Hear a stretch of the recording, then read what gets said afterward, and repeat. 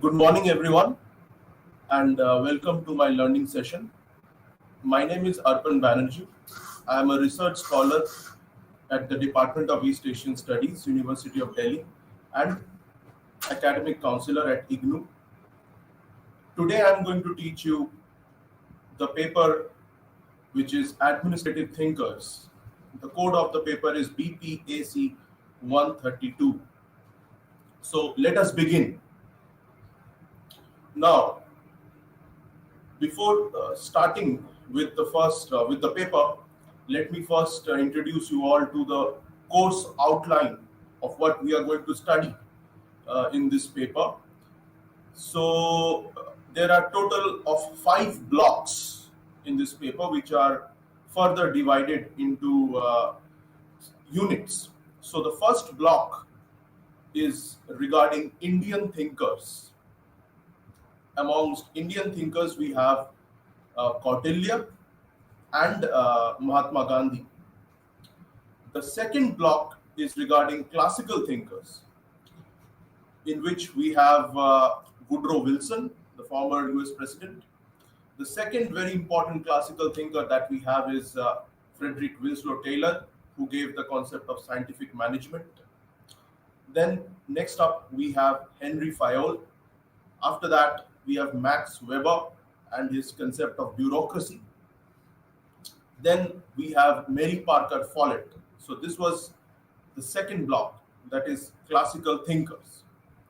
Now moving on, in the third block, which is regarding behavioral and systems thinkers. So in that, we have Elton Mayo as the first thinker in the block 3. Total, this is the 8th unit, if you see. Then we have Chester Bernard, and afterwards we have Herbert Simon. Now, if we talk about block 4 of our course, we have the socio-psychological thinkers. And the first of the socio-psychological thinkers is Abraham Maslow. Maslow's hierarchy, we will study in that. The next thinker we have is Rensis Likert. And after that, we have Frederick Herzberg and Chris Argyris.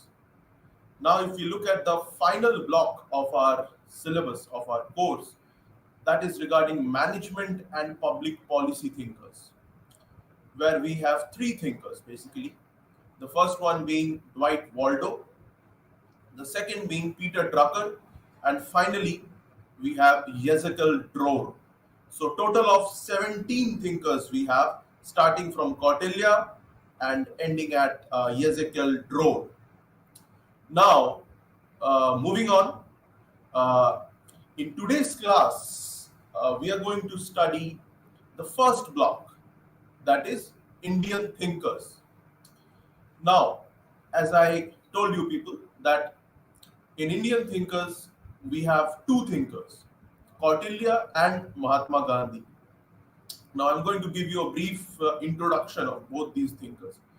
So, as we all know, Kautilya, who is also known as Chanakya or Vishnugupta, has attracted a lot of attention from scholars. Now, not only in the field of public administration that we are studying, but if you see in political science and also nowadays in international relations and foreign policy, defense studies and strategic studies, given the current geopolitical scenario, if you see Kautilya's thought, Kautilya's philosophy, Kautilya's works, especially the Arthashastra, that has attracted a lot of attention. However, in this paper, we are not going to study Kautilya from a IR perspective, from an international relations or strategic defense perspective. We are going to study him from purely an administrative perspective. What are the things that Kautilya enumerated in his work Arthashastra regarding administration of the state? And the second thinker, as I told you people that before moving on to the second thinker, that is Mahatma Gandhi, Kautilya, as we all know, his very his seminal work, what we can call the work by which he is known, is the Arthashastra.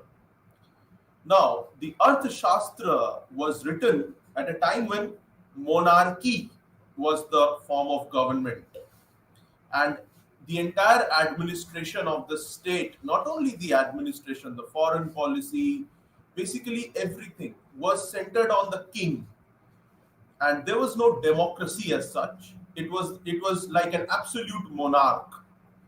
So that is why we see that the theme of monarchy is predominant in Kautilya's work, that is Arthashastra.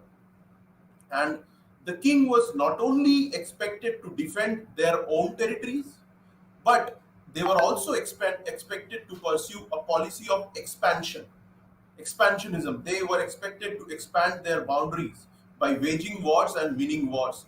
So that is why Kautilya talks about the Chakravarti Samrat and the concept of Vijigisu, the king, that is the world emperor, the one who not only defends his frontiers but also conquers neighboring territories as well. So the Mandal theory that Kautilya gave was in context of this only, but we are not going to do that here because, as I told you, we are going to stick purely to the administrative part of Kautilya. Now, moving on, Kautilya in his book Arthashastra, he focused on a variety of dimensions regarding how a state or a government is to be run. Okay.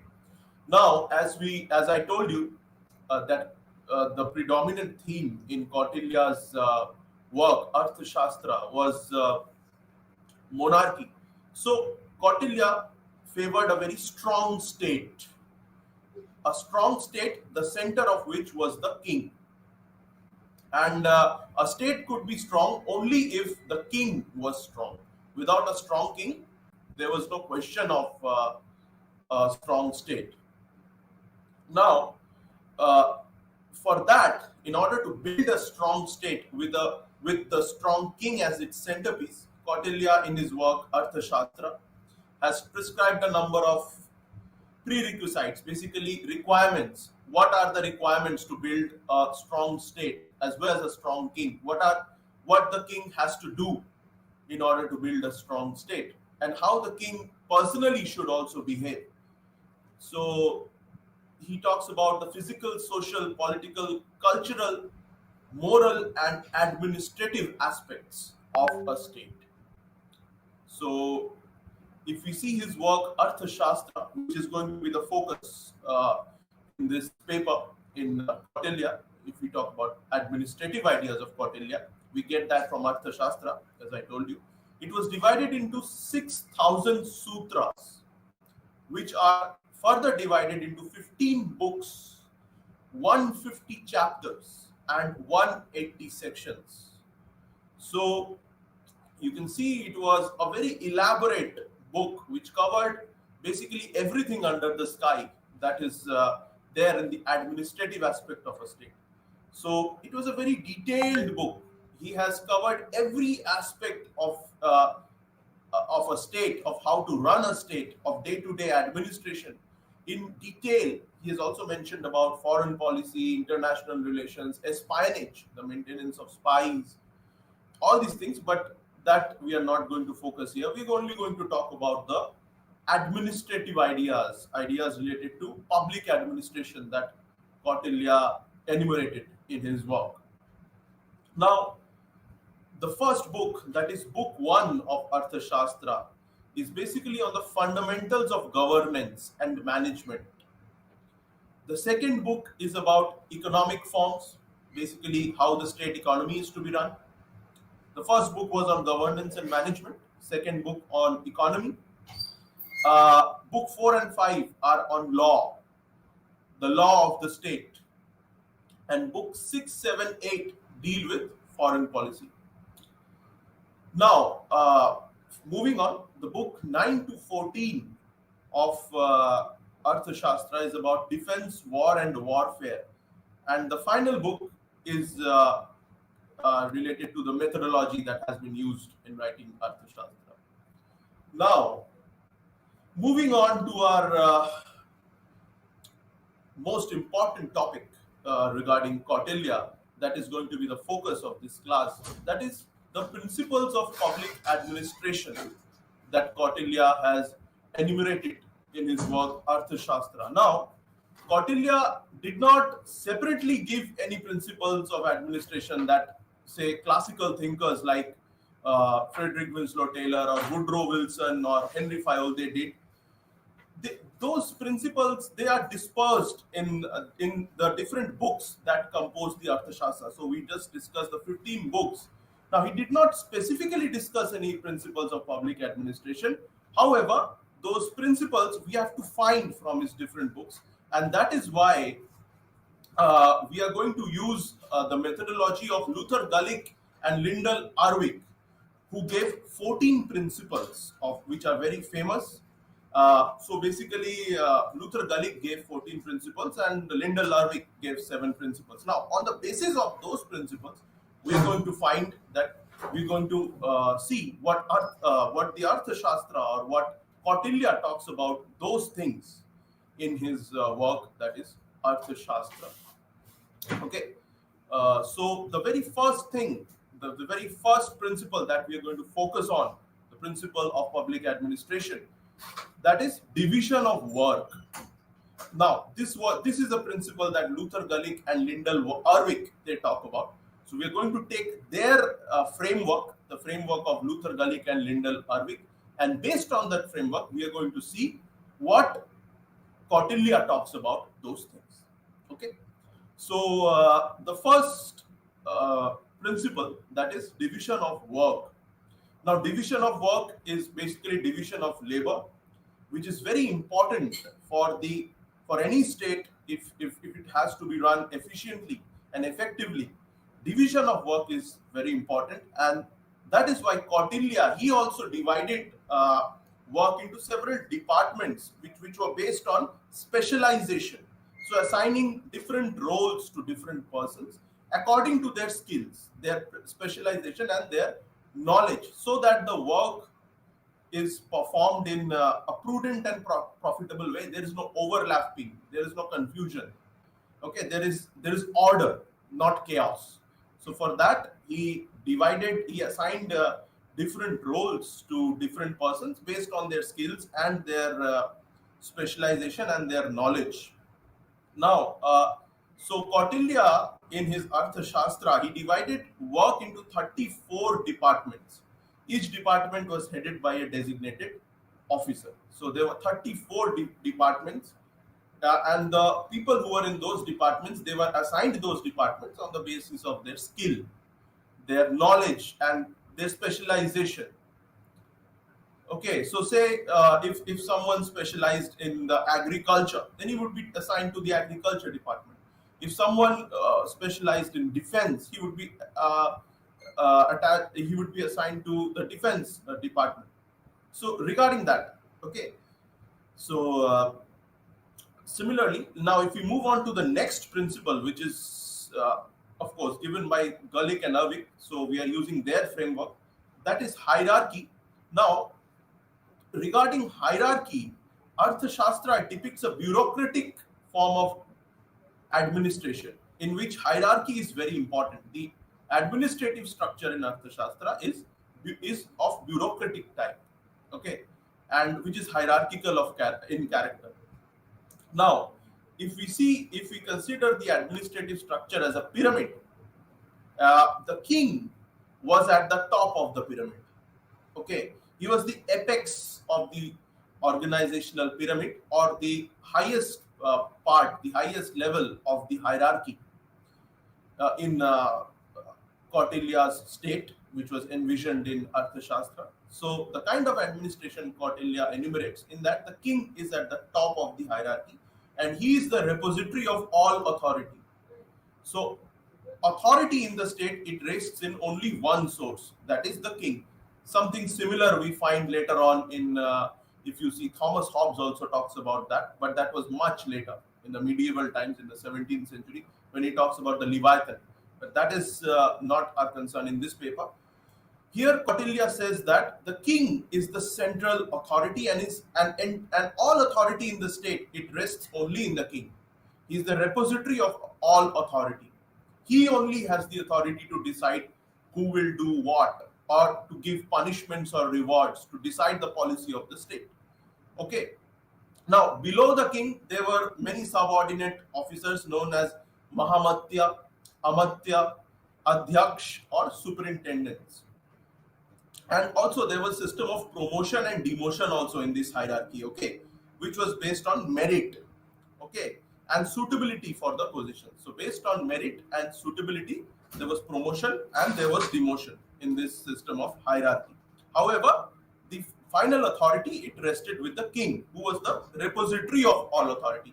Beyond beneath him, there were these subordinate officers like Mahamatya, Amatya, Adhyaksh, or superintendents, who could be demoted or promoted according to their work, okay, and also on the basis of their merit. But the policy making, the final policy making power rested with the king, because Kautilya favored a strong state, and for him stability and order was the most important thing. Nothing was more important than that, okay. Now, moving on, if we see the next principle which we find in Kautilya's Arthashastra is unity of command. So, as I discussed in the previous principle, also, if you see regarding hierarchy, the king was the source of all authority. So, similarly, all employees under the king, they were to seek orders only from the king. There was no other authority from which they would get the order. So, every order had the seal of the king. Without that, no orders could be issued. Okay. So that is why there was no confusion at any level of government, because for Kautilya, stability and order was the most important thing. Okay, he wanted to avoid chaos at all costs. Chaos is described as Matsya Nyaya by him, where the big fish eats the strong fish. So he wanted to avoid that. That is why there was a unity of command that we find in Kautilya's work Arthashastra, and which ensured that there was no confusion at any level of the government, and the king alone had the power to issue orders to the subordinates in any department. Okay, and however, in his work, we do not find whether communication between the king and the subordinate officers, there was direct communication, or was that communication through some other officer. That is not clear from his work. Okay, so it is not clear whether the king directly communicated to the subordinate officer, or he did it through other officers or ministers. Okay.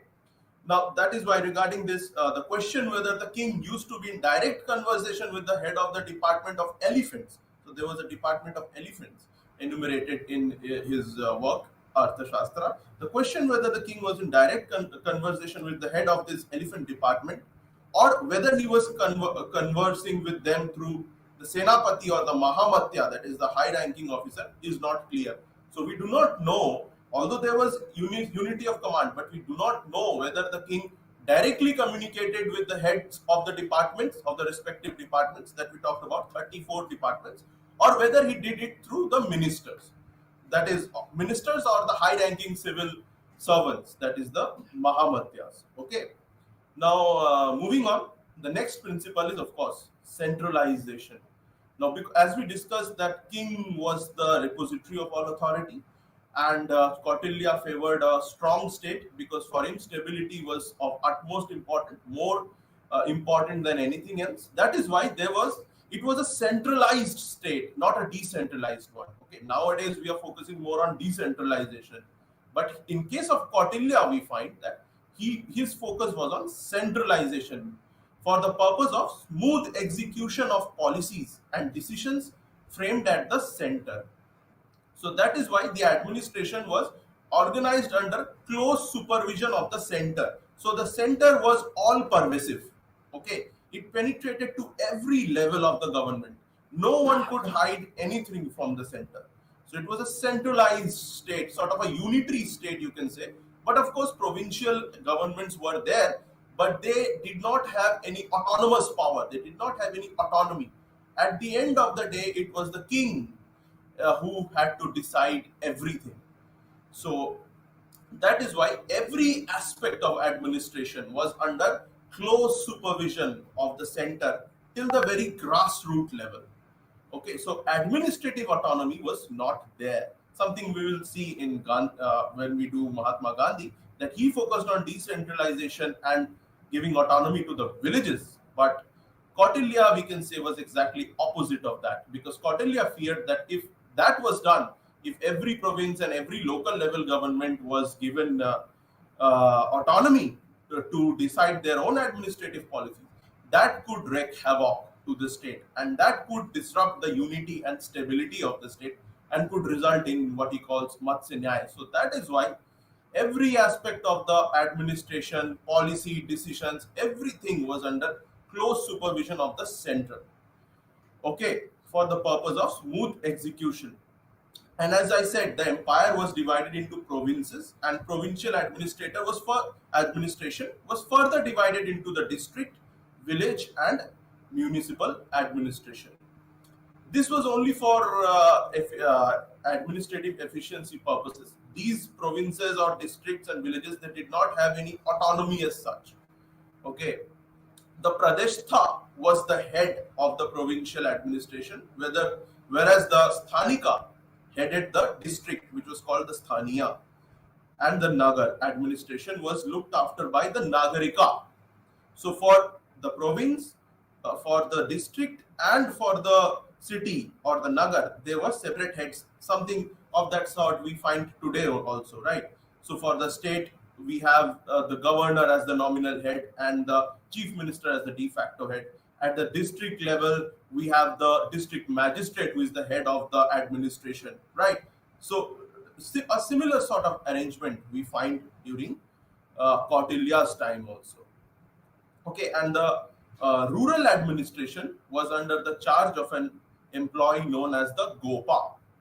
Okay, so this was centralization. Now, moving on this same topic, on this same framework, that is centralization. For Kautilya, centralization of power and decision making was imperative for safety, security, and prosperity of the empire. So, why he focused on centralization of power? Because he believed that if power was centralized, it would ensure the safety, security, and prosperity of the empire, and also there would be some sort of administrative loyalty to the king as well. No one would dare to rebel against the king if there was centralization. Okay. The other reasons for centralization was that he believed if centralization was there, agriculture could be promoted in a better way. The maintenance and collection of data would become more smooth and efficient, and also manufacturers and minings and marketplaces, they also could be maintained better. So he said that all these things like agriculture, promoting agriculture, maintaining data and collecting data in an efficient way, and also promoting manufacture and mining, all these things should be done in an efficient way, which would by the king, which would generate a consent among the people towards centralization. If the king does these things efficiently, if he promotes agriculture, if he promotes manufacture and mining, if he maintains the marketplaces, it would lead to some sort of a consent, is some sort of a tacit acceptance amongst the people. The people would accept the central concentration of the authority. However, if the king fails to do all these things, if the king fails to promote agriculture, if the king fails in the collection and maintenance of data, fails in manufacturing and mining, or in maintaining the marketplaces, the people may rebel. So that is why Kautilya focuses on these things. He says that if these things are done well by the state or by the king, then people will also accept the concentration of authority. They will also not rebel. Okay, because Kautilya's, as I said, as I repeated earlier as well, that Kautilya's utmost concern was stability and order, social well-being, and material prosperity, which according to him could only be achieved through a centralized system of governance. Okay, and in order to take decisions, the king could consult the officials and the council of ministers. Okay, and he could also take inputs from below, from the different departmental officers, in order to arrive at correct decisions. So that is why Kautilya also emphasized on participatory rule making. He was not a proponent of autocracy. The king could not take decisions according to Kautilya. The king was not allowed to take decisions at his whims and fancies. He had to consult the officials and the council of ministers, and he also had to take inputs from the grassroots level. Okay, so Kautilya said that sitting only in the capital and taking all the decisions without visiting the district, that could prove to be catastrophic, disastrous for the king. That is why Kautilya said that the king had to take inputs from below and had to consult his officials like the Amatyas and the Mahamatyas, and also he had to take inputs from the grassroots level. Now, the next part, the next important thing that we find in regarding administration in his work Arthashastra is authority and accountability. Now, for Kautilya, authority and responsibility went hand in hand. Okay, and that is why the king was not only vested with all powers of the state, but he's also made responsible for the progress and happiness of these subjects. So not only does he wield all the power, he is also responsible for the progress and happiness of his subjects. So he's like a father figure. Okay, so he had to use his authority in order to promote the progress and happiness of his subjects. Kautilya believed in a system of authority and prescribed a number of punishments for offenses on the part of the people as well as government servants. So, in order to preserve authority, Kautilya prescribed certain punishments. Okay, for those who defied that authority, and also punishments for those officials who misused their authority. Okay, who engaged in unfair practices. So there were punishments for both, for the officials as well as for the people. So authority had to be maintained, and it had to be exercised in a just way. It could not be exercised arbitrarily. Okay, so in order to maintain the sanctity of authority, he prescribed certain punishments. Okay, and also he said that public officials should be answerable, they should be accountable to the law of the state, and responsibility for an officer's work or actions was not to be seen merely in a legal framework. It has to be judged in a perspective of professional conduct and ethics. Okay, so not only the official not only had to affirm to the legal frameworks, no, that was not enough, but it had to be seen, the official's work had to be seen from a perspective of professional conduct and ethics, including the extent to which an employee's action or behavior promotes or hinders the values of justice, equality, and morality. So, an official's actions were to be judged on the basis of justice, equity, and morality. On the basis of these things, it is not that he only affirmed to the constitutional principles or to the laws that have been mentioned in Arthashastra. That only was not enough. He had to promote justice, equity, and morality, and based on that, his conduct was to be judged according to Kautilya. And that is why Kautilya attached great importance to legal, moral, and ethical dimensions as well. So, legal, moral, and ethical dimensions of public administration were given utmost importance by Kautilya in order to maintain accountability. And that is why there is a detailed description in Arthashastra of the methods and procedures using which an official had to perform his duties. And also, these methods and procedures were prescribed for the king as well. So the king was not outside this framework. The king also had accountability and answerability. And the king also had to follow certain legal, moral, and ethical methods and procedures. So the king also had certain duties.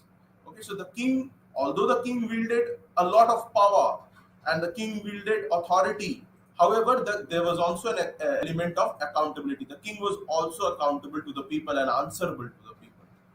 Okay, and he also prescribed the just process through which the performance of the officials should be analyzed, and based on that there could be either promoted or they could be demoted.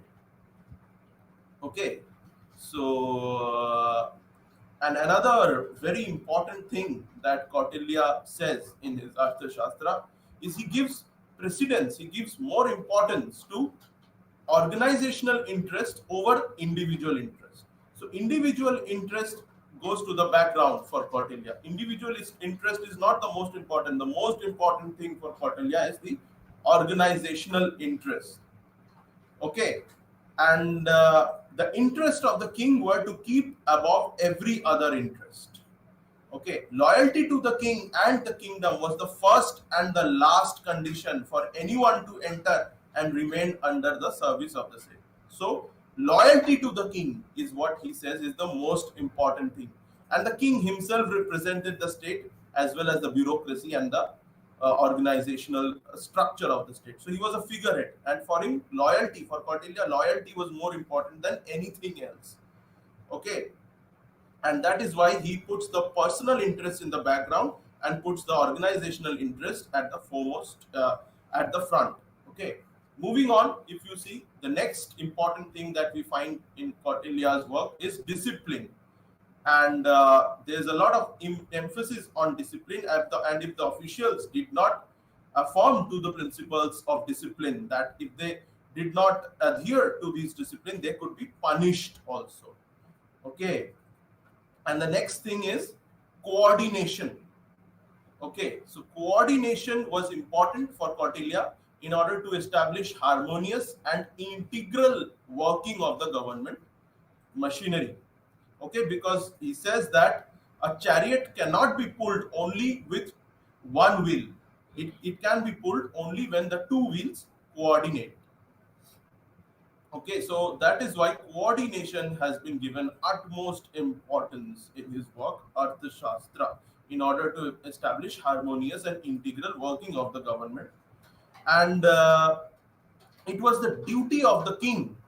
The Kautilya vests the king with this duty to not only act as the chief coordinator, but it is also imperative for each head of the department or section to command and coordinate the functioning of his subordinates. So not only the king has been made the chief coordinator, but every head of the department also has a duty to command and coordinate the functioning of his subordinates.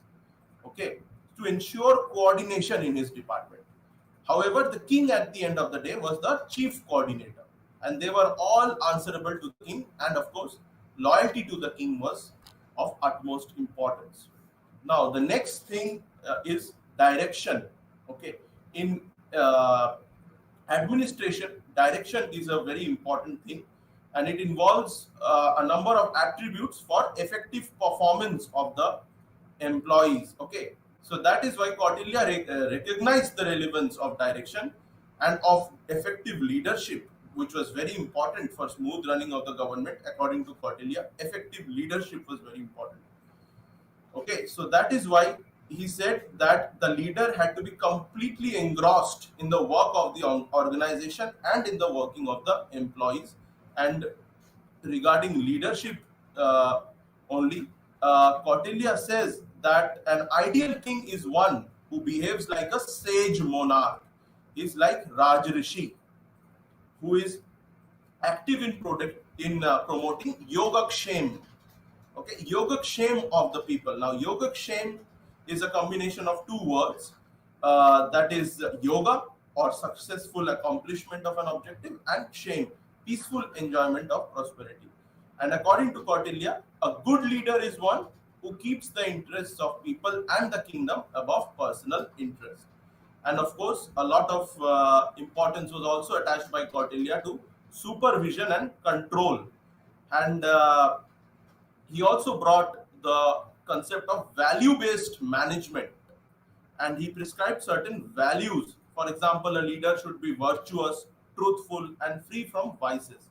He should also invoke reliability, gratefulness, liberality, and he should also have a long-term vision. So these are the values that Kautilya recommends.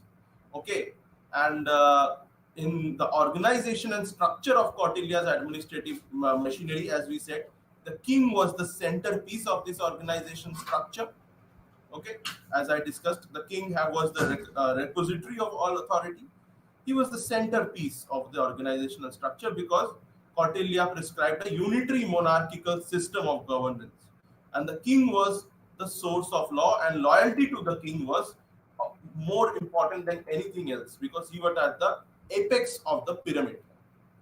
Okay, and however, the king did not have unrestrained power. Okay, his role and methods of discharging that role were defined, and there were provisions of punishment also for the king if the king was found wanting in being just and fair in the use of his authority. If the king did not use his authority fairly, or if he behaved unjustly, then he could be punished also. There was dand also for the king if he fails to perform his duties. Okay, so the king was not outside the law, he was within the law. He had to perform his duties, otherwise he would be punished. And Kautilya mentioned a time schedule for the king. Basically, he gave a time schedule, a timetable for the king. For every deliberate thing, there was a timetable that regarding everything he needed to do, when he needed to meet his defense, revenue, and expenditure officials, when was the time to hear the petitions of the people, to receive revenue tributes. Everything was minutely described. When should the king go and receive secret information from the spies? Okay, when should he go to sleep? When should he wake up? Every single aspect of the king's everyday life, day-to-day life, was minutely described by him because, according to Kautilya, the most important functional duty of the king was to ensure well-being of his subjects. Okay, this is the only thing that could make a king happy, if he ensured the well-being of his subjects. And also he had to guarantee, the king had to guarantee the prosperity and economic growth of the state. Okay, so that is why, for the purpose of prosperity, economic growth, and in order to so that the king can ensure the well-being of his subjects, Kautilya prescribes a minute time schedule for the as per which the king had to act, had to spend his entire day.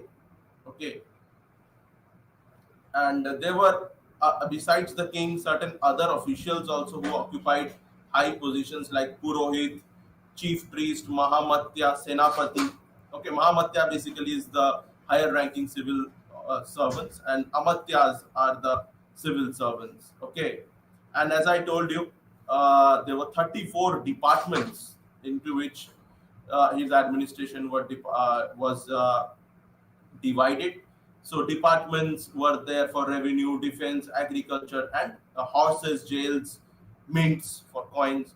Likewise, and every department had different heads, which you can see here: Koshadhyaksh, Lakshanadhyaksh, okay, Khanadhyaksh.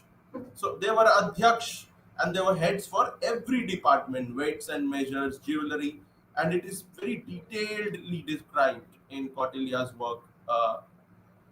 Okay, and also, as I told you earlier also, regarding when we had begun this lesson, that the heads of this department were assigned on the basis of their knowledge, their specialization. Okay, and on the basis of their merit, so that this was done so that lethargy, corruption, and inefficiency and routineness could be avoided. Okay, and there was also a system of promotion and demotion as well, and recruitment was on the basis of tests in order to weed out the incompetent people. Okay, so there was promotion and there was demotion, rewards and punishment, which all depended on the king. And as I told you, there was tests like we have today, the UPSC civil services exam that we have. Similarly, there were tests also to recruit at that time also, to recruit civil servants. Those who passed the Dharmopad test were placed as Dharmasthiya, and similarly, there were different tests for different departments. Okay, and there were also, if you see, there were also certain qualities that were prescribed for the Amatyas or the civil servants. This should The civil servant or the Amatya should be a citizen, of the state should be from a high family, should be well trained in arts. Okay, he should have wisdom, intelligence, foresight, should be energetic, skillful. Okay, he should have loyal devotion to the king. And also there is detailed description of the salaries of the official as well, which could be increased or decreased based on his performance. And finally, if we see, Kautilya also focused on financial administration, and for him, financial health of the state was very important, and that is why, for tax purpose collection, the entire state as well as the villages also were divided into tax paying and non-tax paying villages. Okay, and also treasury was very important, maintaining that a healthy balance in the treasury. And there was a separate official who was known as the superintendent of the treasury, that is Samanidhatra. Okay, the Samanidhatra was the superintendent of the treasury, and the king exercised direct control over the treasury, and the Koshadhyaksh of the treasury was accountable directly to the king in order to maintain financial health of the state. And that is why he gave very much importance to the treasury, utmost importance to the treasury. And Kautilya said that it was the duty of the officers concerned to raise, strengthen, and increase the resources, and that should be done not in an arbitrary or unfair manner. Okay, the treasury should be strengthened, but not in an unfair or undue or arbitrary manner. Okay, so that is why financial health was very important. Villages were divided into tax paying and non-tax paying ones.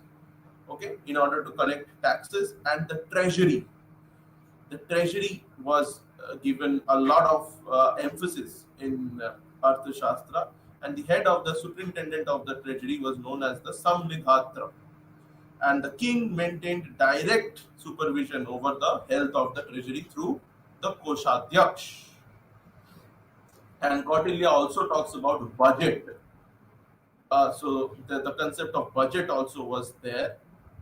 Okay, statement of revenue and expenditure was also presented, and there were account officials, and there was auditing of accounts.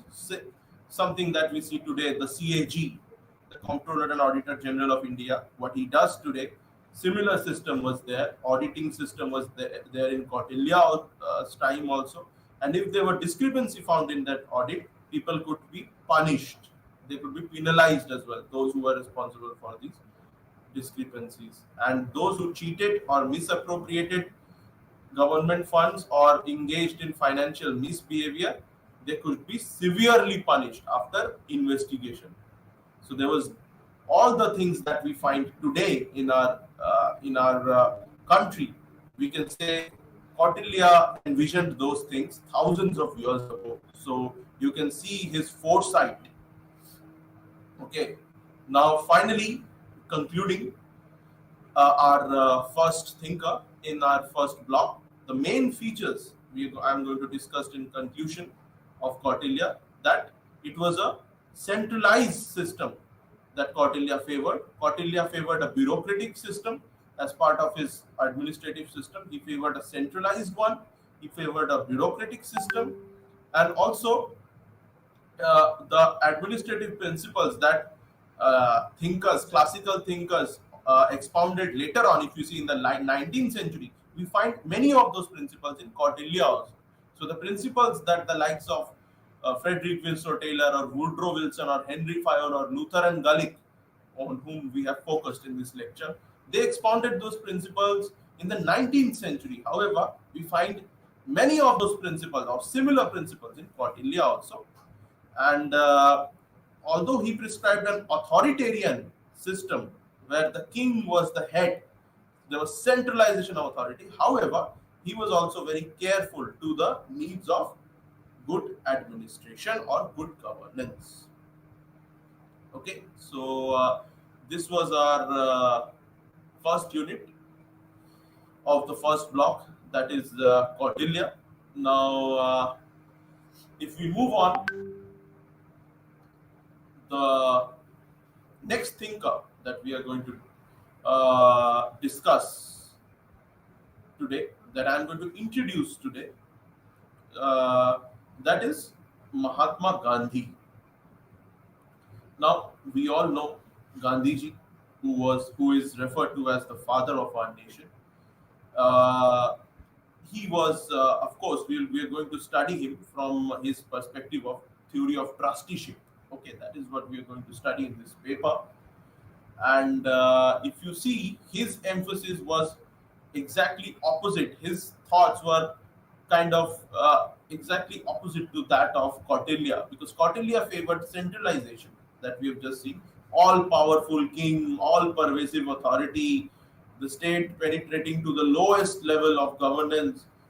Mahatma Gandhi, on the other hand, he preferred autonomy for the villages, decentralization, what he called village republics. He said that India was a collection of village republics, and his focus was more on Gram Swaraj and Panchayati Raj. These were his focus. Okay, so as we all know that he was a charismatic leader who played a very important role in our freedom struggle.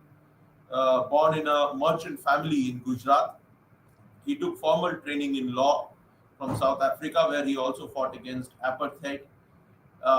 And after coming back, he, using his methods of non-violence and satyagraha, he led several movements, starting from the Rolat Satyagraha to the non-cooperation movement to the civil disobedience movement, and culminating in the Quit India movement. And he's called one of the torch bearers of our freedom struggle. Okay, that is why he has been described, he has been referred to as the father of the nation. And he is considered, of course, a champion figure of our freedom struggle. And as I mentioned, principles of non-violence and satyagraha were central to his thought. Okay, now moving on, in this paper, in this unit, we are going to focus on Gandhiji's idea of Swaraj. Okay, that is going to be the first thing that we are going to emphasize on. And he was a firm believer in the philosopher of Swaraj and democratic values, but his conception towards democratic republic is different from the Western thinkers. So the conceptions that we find in the Western thinkers, they are different from that of Gandhiji. Okay, Gandhiji's concept of Swaraj and Gandhiji's concept of democracy and republicanism is different from the ones that we find, say, in the Western thinkers, like John Stuart Mill or John Locke, Jeremy Bentham, the Western political thinkers that were there. Their conception and Gandhiji's conception is different, because Gandhiji wanted Swaraj or self rule by the people of India who represent the rural masses. Okay, the rural masses were at the center, and he wanted this Swaraj to become a reality of India. That is why Gandhiji said that the soul of India lives in its villages. Okay, so that is why he placed a lot of emphasis on conserving the villages, because according to him, if the villages were not conserved, the soul of India itself would get corrupted.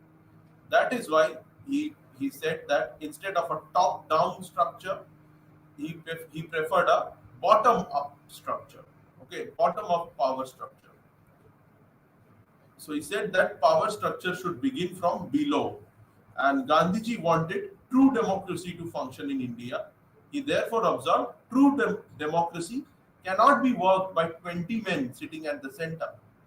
It has to be worked from below by people of every village. So true democracy for him was not just a few bureaucrats and ministers sitting in the capital and taking all the decisions, or a few parliamentarians, uh, or the council of ministers sitting in the parliament or in the secretariat and taking all the decisions. It had to come from the below, from the village. So the role of the Gram Sabha is very important. That is why he emphasized a lot on Panchayati Raj, on strengthening the panchayats, because according to him, that could ensure Gram Swaraj.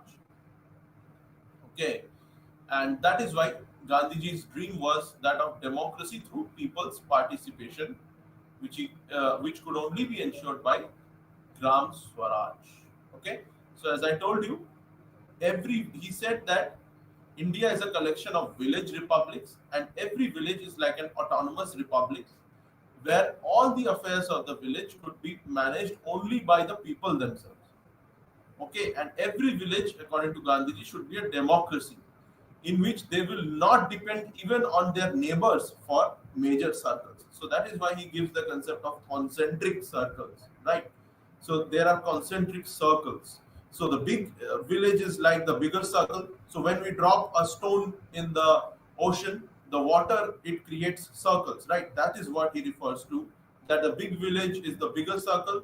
The circle after that refers to the next bigger village, and the smallest circle refers to the smallest village. Okay, and everyone is interdependent on each other. However, every village or every circle is autonomous as well, has an autonomous existence.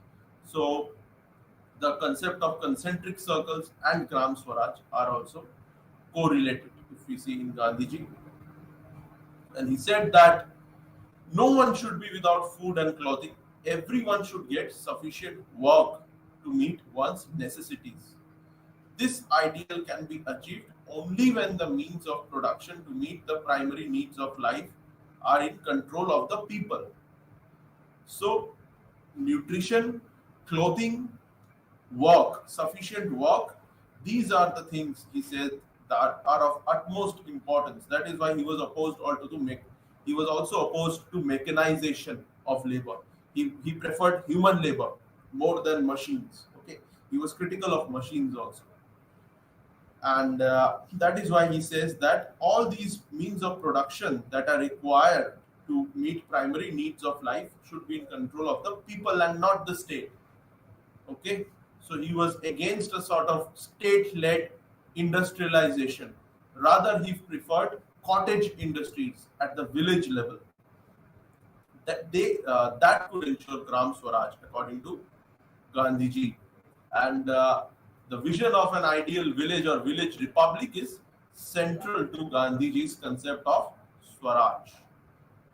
And Gandhiji further says that this ideal village or village republic is based on non-violent social and economic order. Okay, where the production of necessary items are done by small-scale cottage industries and not by the big industries. Okay, so instead of the model that we followed after independence, Gandhiji was not in favor of that. So we followed the model of state-led industrialization, much on the pattern of the Soviet Union, right? But Gandhiji was not in favor of that. Okay, he was not in favor of the economic model that Pandit Nehru envisioned. Rather, he said that villages should be strengthened and production of necessary items should be done by small-scale cottage industries in the village, not in the cities. So villagers should not have to leave their village. They should not have to migrate to the cities. Okay, that should be ensured. Whatever production they had to do it in the village only. That would strengthen the village republic also. So Gandhiji says that without decentralized order of production, Gandhian ideal village is not possible. Okay, so according to Gandhiji, ideal village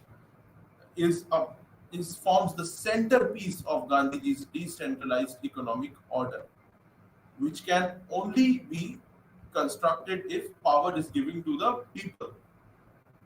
Okay, and political structure under Gandhian ideal village can be constructed only on the basis of production of economic structure.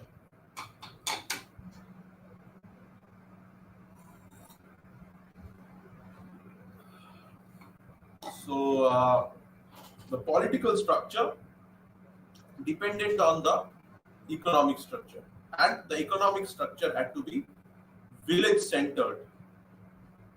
Okay, the economic structure had to be village centered. And as I said earlier also, he advocated decentralization of economic and political power through organization of village panchayats, and that is why he gave the concept of Gram Swaraj and said that every village should be its own republic, and he proposed to work from bottom to upwards, and that is why he said independence must begin from the bottom, and every village which is referred to as village republic should have full powers. Okay, now I'm going to discuss a little bit about Gandhiji's concept of trusteeship. So, according to him, Gandhiji, he was not in favor of either capitalism or communism. Okay, he gave the theory of trusteeship, which said that land should be jointly owned by the capitalist and the by the industrialist and the people. Okay, land should be jointly owned, and the owners of the land should act as should treat the workers who are working on their lands as their own children. There should be coordinator between the owners and the workers. So land and means of production resources, they should be jointly owned so that there is no conflict as such. Okay, we'll further discuss this in the next class, this theory of economic trusteeship, which is very important.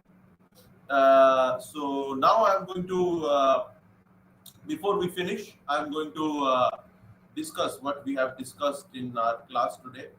So the concept of in Mahatma Gandhi, I have discussed, which is the second unit of our syllabus. I have discussed the concept of Gram Swaraj, right? Self-sufficient village republics, which are to have political and economic autonomy, and the economic base of a state economic structure should be bottom up rather than top down. Okay, I also told you about the concept of concentric circles. Okay, and also before that we discussed Kautilya and Kautilya's principles of administration, right? How he preferred a centralized system, okay, and in which the king was given all the authority. If we go back, how Kautilya preferred a centralized system in which the king had all the authority. Work was divided between different departments, okay, and there was a hierarchy, and officials were promoted on the basis of merit. And because the king had all the powers to issue orders, there was a unity of command, and of course, centralization. I discussed with you people. Centralization was very important, as well as accountability and authority were very important for Kautilya, and loyalty to the king preceded anything else. Okay, for Kautilya, and the concept of discipline also was given importance, and in order to avoid Matsya or chaos. So for Kautilya, stability was the most important thing, without which there would be chaos. So these are the things that I've discussed: the importance of direction, effective leadership, and how the duty of the king is to enforce yogakshem, right? That is successful and peaceful enjoyment of prosperity. That is the king's duty, and also value-based management, the values that Kautilya prescribes for the king. And also, I discussed with you people how the king was also not outside the law, and there were punishments for the king if the king did not prescribe, if the king did not affirm to the duties that had been laid down for the king. So all these things, also the minute time schedule that Kautilya gave for the king. So all these things I had discussed in detail for Kautilya, also regarding the civil servants as well, how they were recruited, how they were promoted and demoted, and finally I discussed with you people the Kautilya's ideas on financial administration, budget, the financial health of the king was also accountable and responsible. Okay, and the how the treasury should be maintained, how a healthy treasury should be maintained, and budget and audit was also, I have also discussed that those uh, who were found to commit cheating or financial misbehavior, they were punished. Okay, so these are the things that I've discussed, and in the next class, I'm going to discuss the Gandhiji's theory of economic trusteeship in detail. Today, we have only discussed uh, the concept of Gram Swaraj by Gandhiji. And in the next class, we are going to continue Gandhiji's concept of trusteeship. And also, we are going to bring in Acharya Vinoba Bhave as well.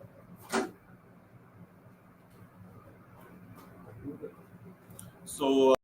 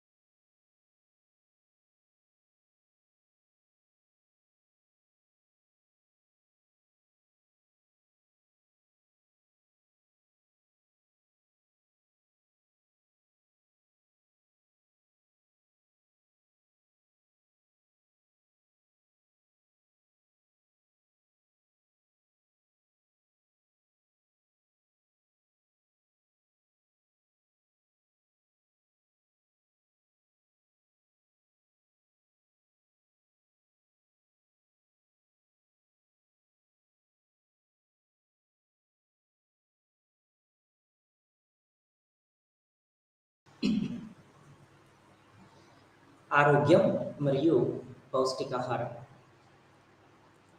Last క్లాస్లో విద్యా రంగం, విద్యా వ్యవస్థ పనితీరు, ప్రాధాన్యత, సమస్యలు, పరిధి గురించి వివరించింది.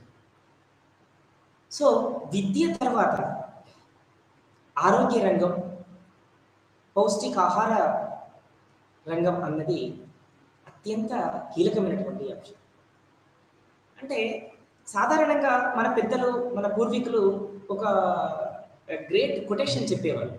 ఏంటి అంటే, ఆరోగ్యమే మహాభాగ్యం, హెల్త్ ఈజ్ వెల్త్. ఆరోగ్యమే మహాభాగ్యం, హెల్త్ ఈజ్ వెల్త్ అని చెప్పేవాళ్ళు. అంటే ఆరోగ్యాన్ని కూడా దేశ సంపదగా పరిగణించాలి. ప్రజల యొక్క ఆరోగ్యం కూడా దేశ సౌభాగ్యం, దేశ సంపద, దేశ అభివృద్ధిగానే ఇక్కడ పరిగణించాలి. అంటే దాదాపుగా స్వాతంత్రం వచ్చినప్పటి నుండి కూడా మరి ఇటు విద్యారంగం పైన, ఇటు ఆరోగ్య రంగం పైన ప్రభుత్వాలు కొంత మేరకు దృష్టి సారించినప్పటికీ ఇంకా అనుకున్నటువంటి లక్ష్యాలను చేరలేదనే చెప్పవచ్చు. ఎందుకు ఇంత క్లియర్గా ఈ స్టేట్మెంట్ ఇవ్వడం జరుగుతుంది అంటే, అభివృద్ధి చెందుతున్నటువంటి దేశాలలో ఒక టీం లాగా, ఇంతమంది ప్రజలకి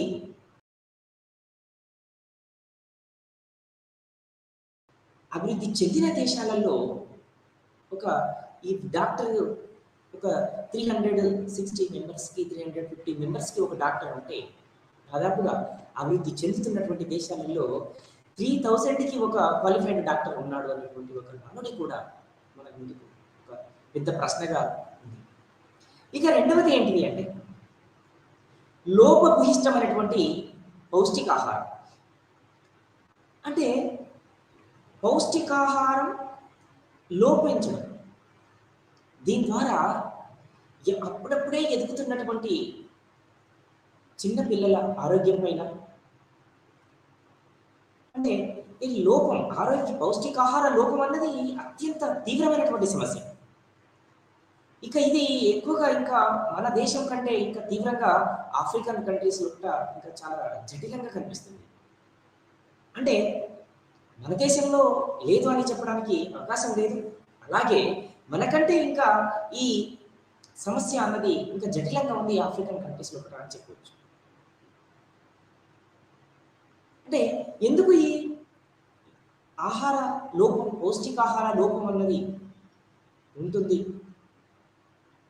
మరి ప్రభుత్వాలు పౌష్టికాహారాన్ని అందించడం కోసం ఎంత మేరకు ఖర్చు చేస్తున్నాయి? ఖర్చు చేసినటువంటి మరి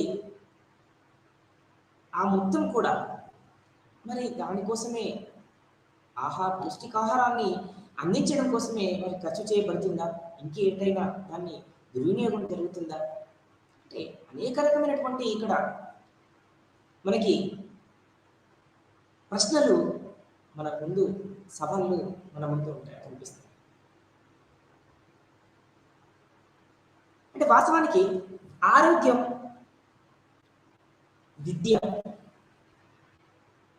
ఇట్ మీన్స్ హెల్త్, ఎడ్యుకేషన్, ఇవి రెండు కూడా మరి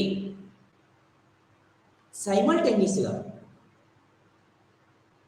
గ్రోత్ కనుక ఉన్నట్లయితే క్వాలిటీ హ్యూమన్ రీసోర్సెస్, అంటే ఇవి రెండు రంగాలు కూడా పటిష్టవంతంగా, సమర్థవంతంగా ప్రభుత్వాలు కనుక వీటిపైన దృష్టి సారించినట్లయితే క్వాలిటీ హ్యూమన్ రీసోర్సెస్ని అందించవచ్చు దేశాలు.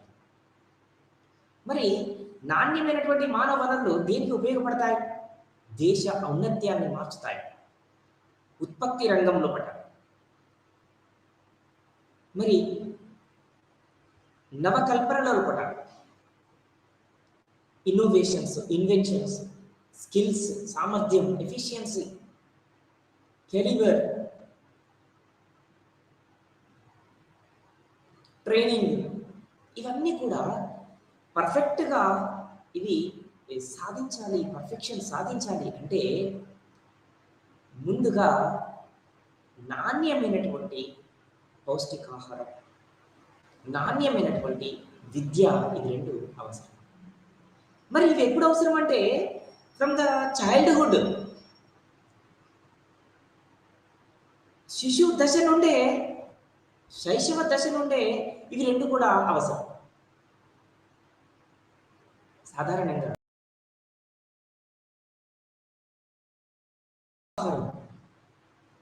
అందించకుండా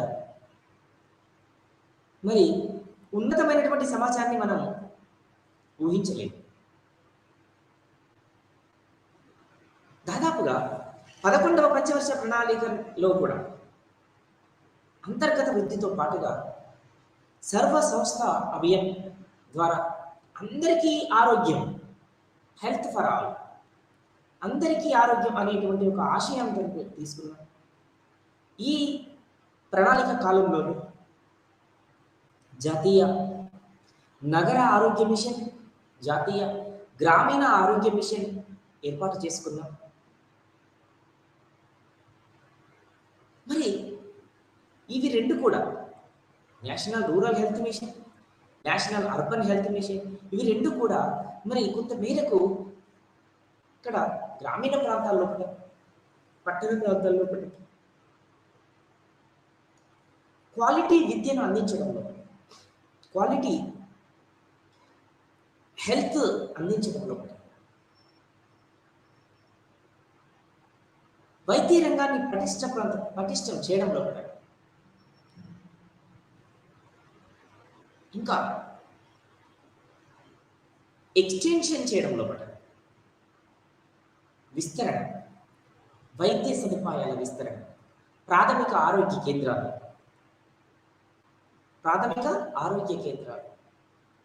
వీటి ఆధారంగా మరి ఎక్కడనైతే కొంత పేదరికంతో, below average, below poverty line people, below పేదరికం దిగువల, మరి పేదరికంలో అధికంగా ఉన్నటువంటి జనాభా శాతం అధికంగా ఎక్కువగా ఉంటుందో, ఏ ఏరియాలలో, ఏ ప్రాంతంలో ఉంటుందో అటువంటి ఏరియాలో ఒకట ప్రాథమిక ఆరోగ్య కేంద్రాలు, పట్టణ ఆరోగ్య కేంద్రాలు మరి విస్తరింపచేసి కావలసినటువంటి అక్కడ సదుపాయాలు, మెడిసిన్, ఇక ఆయాలు, నర్సులు, డాక్టర్స్ అందుబాటులో ఉంచి వాటికి కావలసినటువంటి మరి వైద్య రంగాన్ని ఇంకా బలపరుస్తూ పటిష్టవంతమైనటువంటి వైద్య రంగ సేవలను అందించడానికి ప్రభుత్వాలు ఇంకా ముందుకు రావాలి, ఇంకా పెట్టుబడులు పెట్టాలి, ఇంకా విస్తరణ జరగాలి. అప్పుడు నాణ్యమైనటువంటి వైద్యం అన్నది ప్రజలకు అందుతుంది. దాదాపుగా 1948 సంవత్సరం నుండి మరి వరల్డ్ హెల్త్ ఆర్గనైజేషన్, ప్రపంచ ఆరోగ్య సంస్థ 1948 నుండి ఏప్రిల్ 7వ తారీఖున మరి ఇక్కడ ఆరోగ్య సంక్షేమం అనేది ఏర్పడకుండా దాదాపుగా ఈ మనకి ఆరోగ్య దినోత్సవాన్ని, ప్రపంచ ఆరోగ్య దినోత్సవాన్ని జరుపుకునే విధంగా, గుర్తు చేసుకునే విధంగా, గుర్తుంచుకునే విధంగా ప్రభుత్వానికి ఏప్రిల్ 7వ తారీఖుని ప్రపంచ ఆరోగ్య దినోత్సవంగా 1948 నుండి దాదాపుగా ప్రపంచంలో ఉన్నటువంటి సభ్యత్వం, ప్రపంచ వరల్డ్ హెల్త్, ప్రపంచ WHOలో ఆర్గనైజేషన్లో ఏవైతే ఆరోగ్య సంస్థలో ఏవైతే మెంబర్షిప్ కలిగి ఉన్నాయో, సభ్య దేశాలు ఉన్నాయో, ఆ దేశాలన్నీ కూడా జరుపుకోవడం జరుగుతుంది. మరి దీని ద్వారా దీని మీద ఇటువంటి ఆ, ప్రభుత్వాలు ఖర్చు చేసేటువంటి విధానాన్ని, ప్రభుత్వాలు అవలంబిస్తున్నటువంటి పద్ధతులని ప్రజా శ్రేయస్సు దృష్ట్యా, ప్రజా ఆరోగ్య దృష్ట్యా, అటు పట్టణ ప్రాంతాలలో, ఇటు గ్రామీణ ప్రాంతాలలో, మెట్రోపాలిటన్ నగరాలలో మరి వైద్య సేవలు అన్నవి అందుబాటులోకి తీసుకురావాల్సినటువంటి ఆవశ్యకత చాలా ఉంది. మరి దాదాపుగా ప్రధానమంత్రి నరేంద్ర మోడీ కూడా రీసెంట్గా ఒక భూమి, ఒక కుటుంబం, ఒక భవిష్యత్తు, ఒక భూమి, ఒక కుటుంబం, ఒక భవిష్యత్తు అనేటువంటి ఒక స్లోగన్ తోటి మరి వైద్య రంగాన్ని, వైద్య సేవలని విస్తరిస్తూ ప్రతి గ్రామీణ ప్రాంతంలో ఒకట, పట్టణ ప్రాంతాల్లో ఒకట ఆయాలని లేదా పౌష్టికాహారం అందించడానికి ఆరోగ్య కేంద్రాలని, మరి వాటికిలో కావాల్సినటువంటి పనిముట్లు, వాళ్ళకు కావాల్సినటువంటి పరికరాలు, టెక్నీషియన్స్ని, క్వాలిఫైడ్ డాక్టర్స్ని అందించడానికి మరి ప్రభుత్వం కొంత కృషి చేస్తుంది. అంతేకాదు, మనం 2019 సంవత్సరంలో మరి కోవిడ్ ప్రజ్వరిల్లింది. ఎంత దారుణమైనటువంటి మరి పరిస్థితులు ప్రపంచ దేశాలు అన్నీ కూడా అనుభవించాయి. అభివృద్ధి చెందిన దేశం, అభివృద్ధి చెందుతున్నటువంటి దేశం అనేది లేకుండా మొత్తం పెద్ద మొత్తంలో కూడా జనాభాని అవి ఏ విధంగా ఎంత ఇంపాక్ట్ చూపెట్టి, ఎంత నెగిటివ్ ఇంపాక్ట్ చూపెట్టాయి అన్నది మనం దాదాపుగా ప్రత్యక్షంగా పరోక్షంగా మనం చూసాం. అంతేకాదు అనుభవించాం కూడా. అంటే అటువంటి సమయంలో ప్రభుత్వాలు ఏ విధంగా ఒక పటిష్టవంతమైనటువంటి ఒక ప్రణాళిక పరమైనటువంటి మరి విధానాలను అవలంబించాలి అంటే ఎటువంటి మరి ప్రణాళికయుక్తంగా డాక్టర్స్, నర్సు, ఆయాలు, medicine, medical inputs, medical kits, మరి మన తెలంగాణ రాష్ట్రంలో కూడా దాదాపుగా ఆరోగ్యాన్ని దృష్టిలో పెట్టుకొని రీసెంట్గా ప్రభుత్వం ఒక ప్రోగ్రాం తీసుకొచ్చింది. ఆరోగ్య మహిళా ప్రోగ్రాం, కంటి వెలుగు ప్రోగ్రాం, కంటి వెలుగు ఆరోగ్య మహిళా ప్రోగ్రాం అని ఇలా కొన్ని ఆరోగ్యాన్ని దృష్టిలో పెట్టుకొని కొంత ఒక ముందడుగు పడ్డప్పటికీ కూడా ఇంకా వనరుల, వైద్య సదుపాయాల కొరత, బెడ్స్ కావచ్చు. అసలు వాస్తవానికి ఈ కోవిడ్ ప్రజలైనప్పుడు ఇటు గవర్నమెంట్ హాస్పిటల్లో కావచ్చు ఆక్సిజన్ అందనటువంటి దుస్థితి, ప్రైవేట్ హాస్పిటల్స్ కూడా ఆక్సిజన్ అందనటువంటి పరిస్థితి. అంటే పరికరాలు, యంత్రాలు, యంత్ర పరికరాలు, ముడి పనిముట్లు, కావలసినటువంటి వైద్య సదుపాయాలు ఏ మేరకు అందుబాటులో ఉన్నవి, మనం ఇంకా ఎంత సమకూర్చుకోగలిగినటువంటి అవసరం ఉన్నది అనేటువంటి యొక్క ప్రశ్నని మన ముందు ఉంచిపోయింది కోవిడ్ దుస్థితి పరిస్థితి. సుమారుగా ఎప్పుడైనా కూడా నాట్ ఓన్లీ ఇండియా, ఎప్పుడైనా కూడా ఆరోగ్య సంక్షోభం అనేది ఏర్పడకుండా ప్రభుత్వాలు చూసుకోవాలి. ఎందుకోసం అంటే ఆరోగ్య సంక్షోభం ఏర్పడిందంటే అది ఆర్థిక సంక్షోభానికి దారితీస్తుంది. ఇంకా ఆర్థిక సంక్షోభానికి దారితీసిన తర్వాత మనం ఇంకా ఎటువంటి రికవరీ అనేది ఎక్స్పెక్ట్ చేయలేము. కాబట్టి గ్రౌండ్ లెవెల్ నుండి, ప్రాథమిక దశ నుండి, గ్రామీణ ప్రాంతాల నుండి, ఎక్కడైతే పూర్ పీపుల్ ఎక్కువగా మెజారిటీ పర్సంటేజ్ ఎక్కడైతే పూర్ పీపుల్ లొకేటెడ్ అయి ఉన్నారు, ఎక్కడైతే నివసిస్తున్నారు, అటువంటి వారి యొక్క ఆరోగ్యం కోసం, వారి యొక్క ఆరోగ్య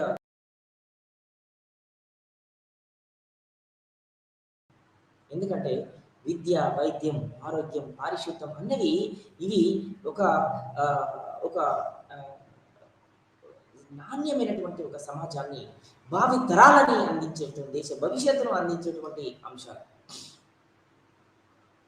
ఇటు వైద్య రంగం, పౌష్టికాహారం, ఇంకా మనం ముఖ్యంగా ఇంకొక విషయాన్ని మనం గుర్తుపెట్టుకోవాలి, త్రాగునీరు కూడా, డ్రింకింగ్ వాటర్. అంటే కొన్ని ఏరియాస్లలో, ఎగ్జాంపుల్ నల్గొండలో కూడా కొన్ని ఏరియాస్లలో ఈ drinking water, fluoride drinking water తీసుకోవడం వల్ల వాళ్ళకు మంచి నీరు అనేది, త్రాగునీరు అనేది సౌకర్యవంతంగా అందుబాటులో లేకపోవడం వల్ల మరి ఎటువంటి డిసీజ్ వస్తున్నాయి, చైల్డ్ స్టేజ్ నుండే వాళ్ళ యొక్క ఎముకలు ఏ విధంగా మరి బడి తిరిగిపోతున్నాయి, ముడిపడిపోతున్నాయి, వంకరపోతున్నాయి.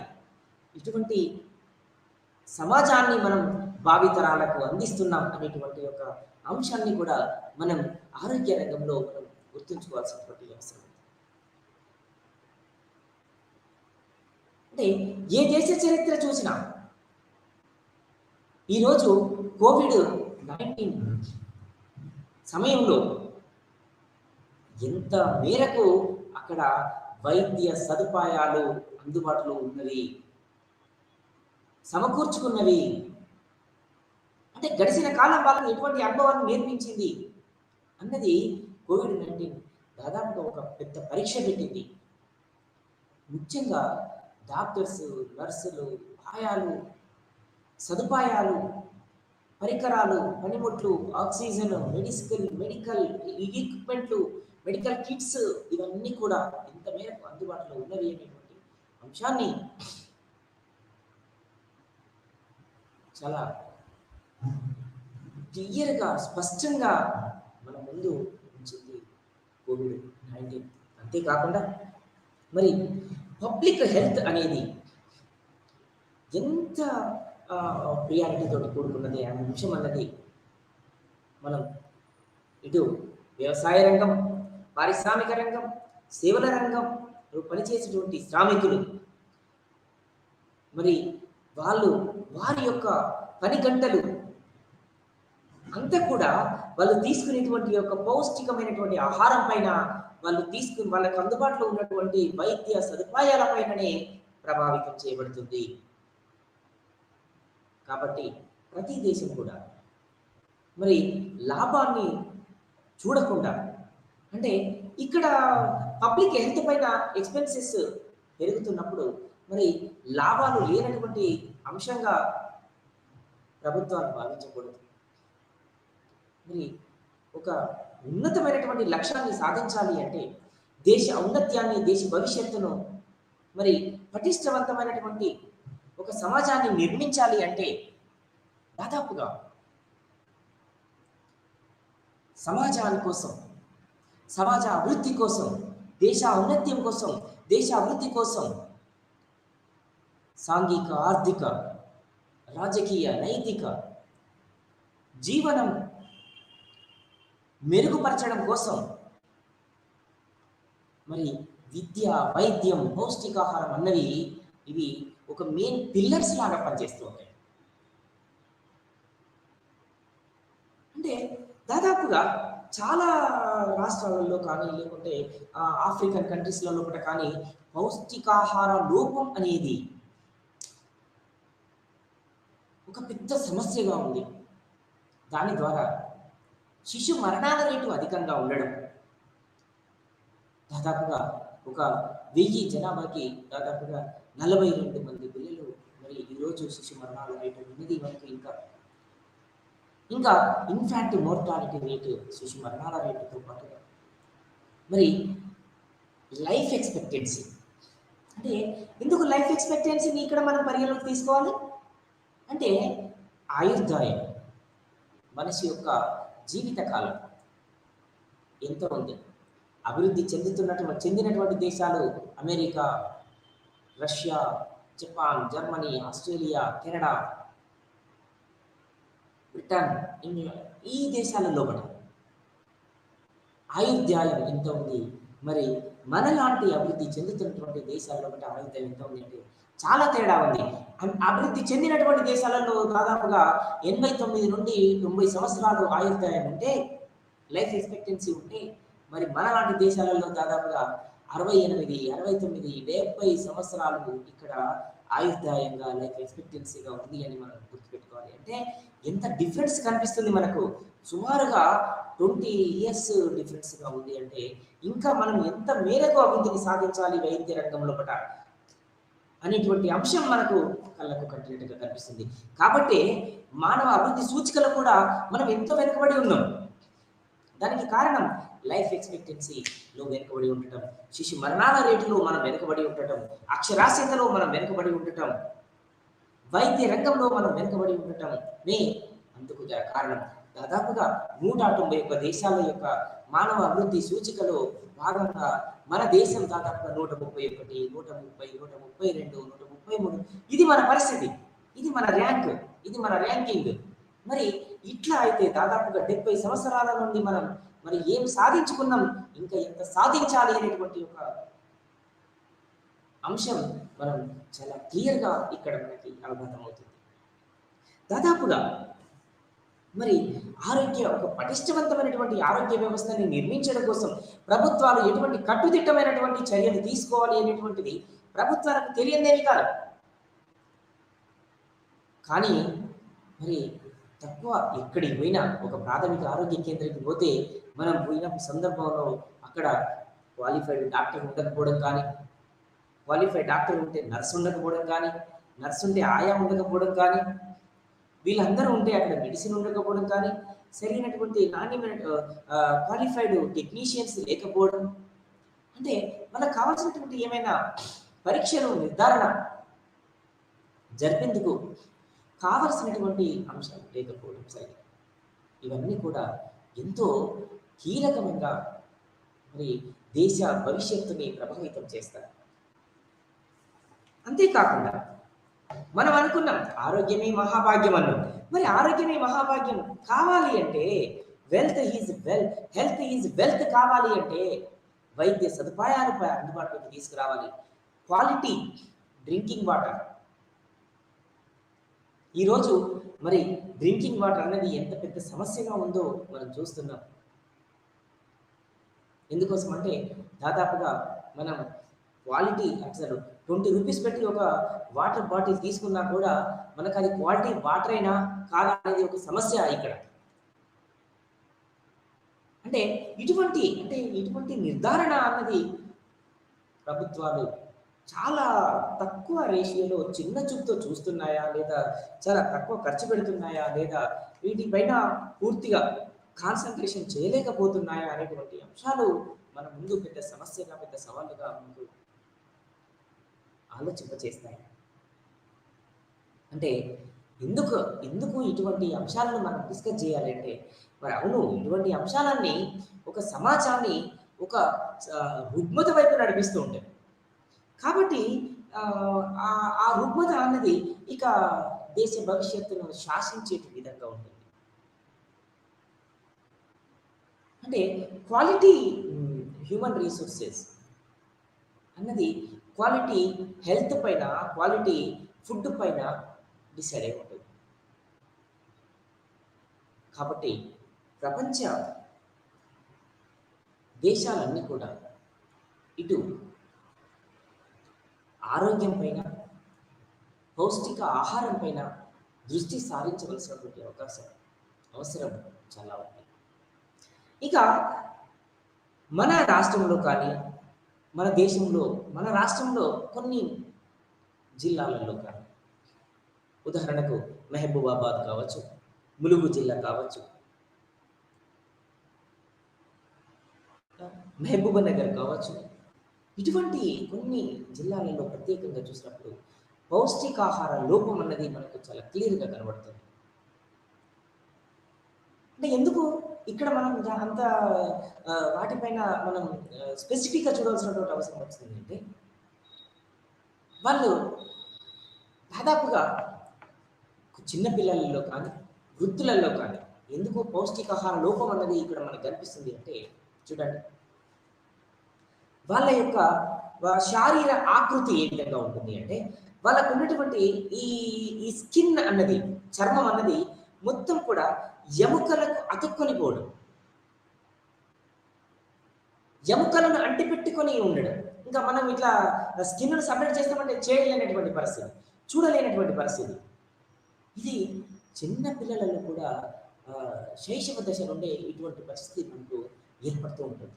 అంటే వాళ్ళ యొక్క టీత్ కానీ, వాళ్ళ యొక్క ఫింగర్స్‌కి ఉన్నటువంటి ఈ కాలికి వేళ్ళకు, చేతి వేళ్ళకు ఉన్నటువంటి ఫింగర్స్ యొక్క రంగు, ఆకారం, రూపు కావచ్చు. ఇంకా కంటి యొక్క నాణ్య క్వాలిటీ కావచ్చు. ఇంకా వాళ్ళ యొక్క టీత్‌కి సంబంధించినటువంటివి. ఇవన్నీ కూడా వాళ్ళ యొక్క జుట్టుకు సంబంధించినటువంటివి. ఎన్నో మన యొక్క ఆరోగ్యాన్ని ప్రభావితం చేసేటువంటి అంశాలుగా మనం చదువుతూ ఉంటాం, చూస్తూ ఉంటాం. అంటే వైద్య సదుపాయాలు, మరి పౌష్టిక ఆహార సదుపాయాలు అందుబాటులో లేకపోతే ఏమవుతుంది అంటే చాలా సమస్యలు, ఇప్పుడు మనం డిస్కస్ చేసినటువంటి సమస్యలు అన్నీ కూడా చాలా నెగిటివ్ ఇంపాక్ట్ చూపిస్తూ ఉంటవి. తర్వాత ఇటు చిన్న దశలోనే, కౌమార దశలోనే, చైల్డ్‌హుడ్‌లోనే, ఆ తర్వాత అటు యవ్వన దశలోని, అటు వృద్ధాప్యంలో చాలా అది యొక్క నెగెటివ్ ఇంపాక్ట్స్ బాగా చూపిస్తూ ఉంటాయి. దీని ద్వారా ఉత్పత్తి రంగం కుంటుపడుతుంది, ఉద్యోగిత రంగం కుంటుపడుతుంది. ఎక్కడ పని చేసినా కూడా మనం పని గంటలు పూర్తిగా సద్వినియోగం చేసి లేకపోతాం. ఇవన్నీ కూడా ఒక పెద్ద సవాళ్ళుగా, సమస్యలుగా చూడొచ్చు. అంటే ముఖ్యంగా ఈ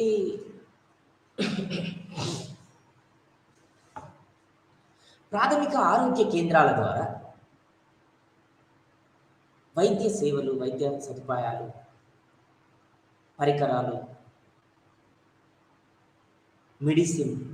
మెడికల్ ఎక్విప్మెంట్స్, బెడ్స్, ఇవన్నీ కూడా చాలా ఫుల్ ఫ్లెడ్జ్‌గా, సఫిషియంట్‌గా అక్కడ ఉన్నటువంటి జనాభాకి సరిపోయే మోతాదులో అందిస్తూ నర్సులని, డాక్టర్స్‌ని, ఆయాలని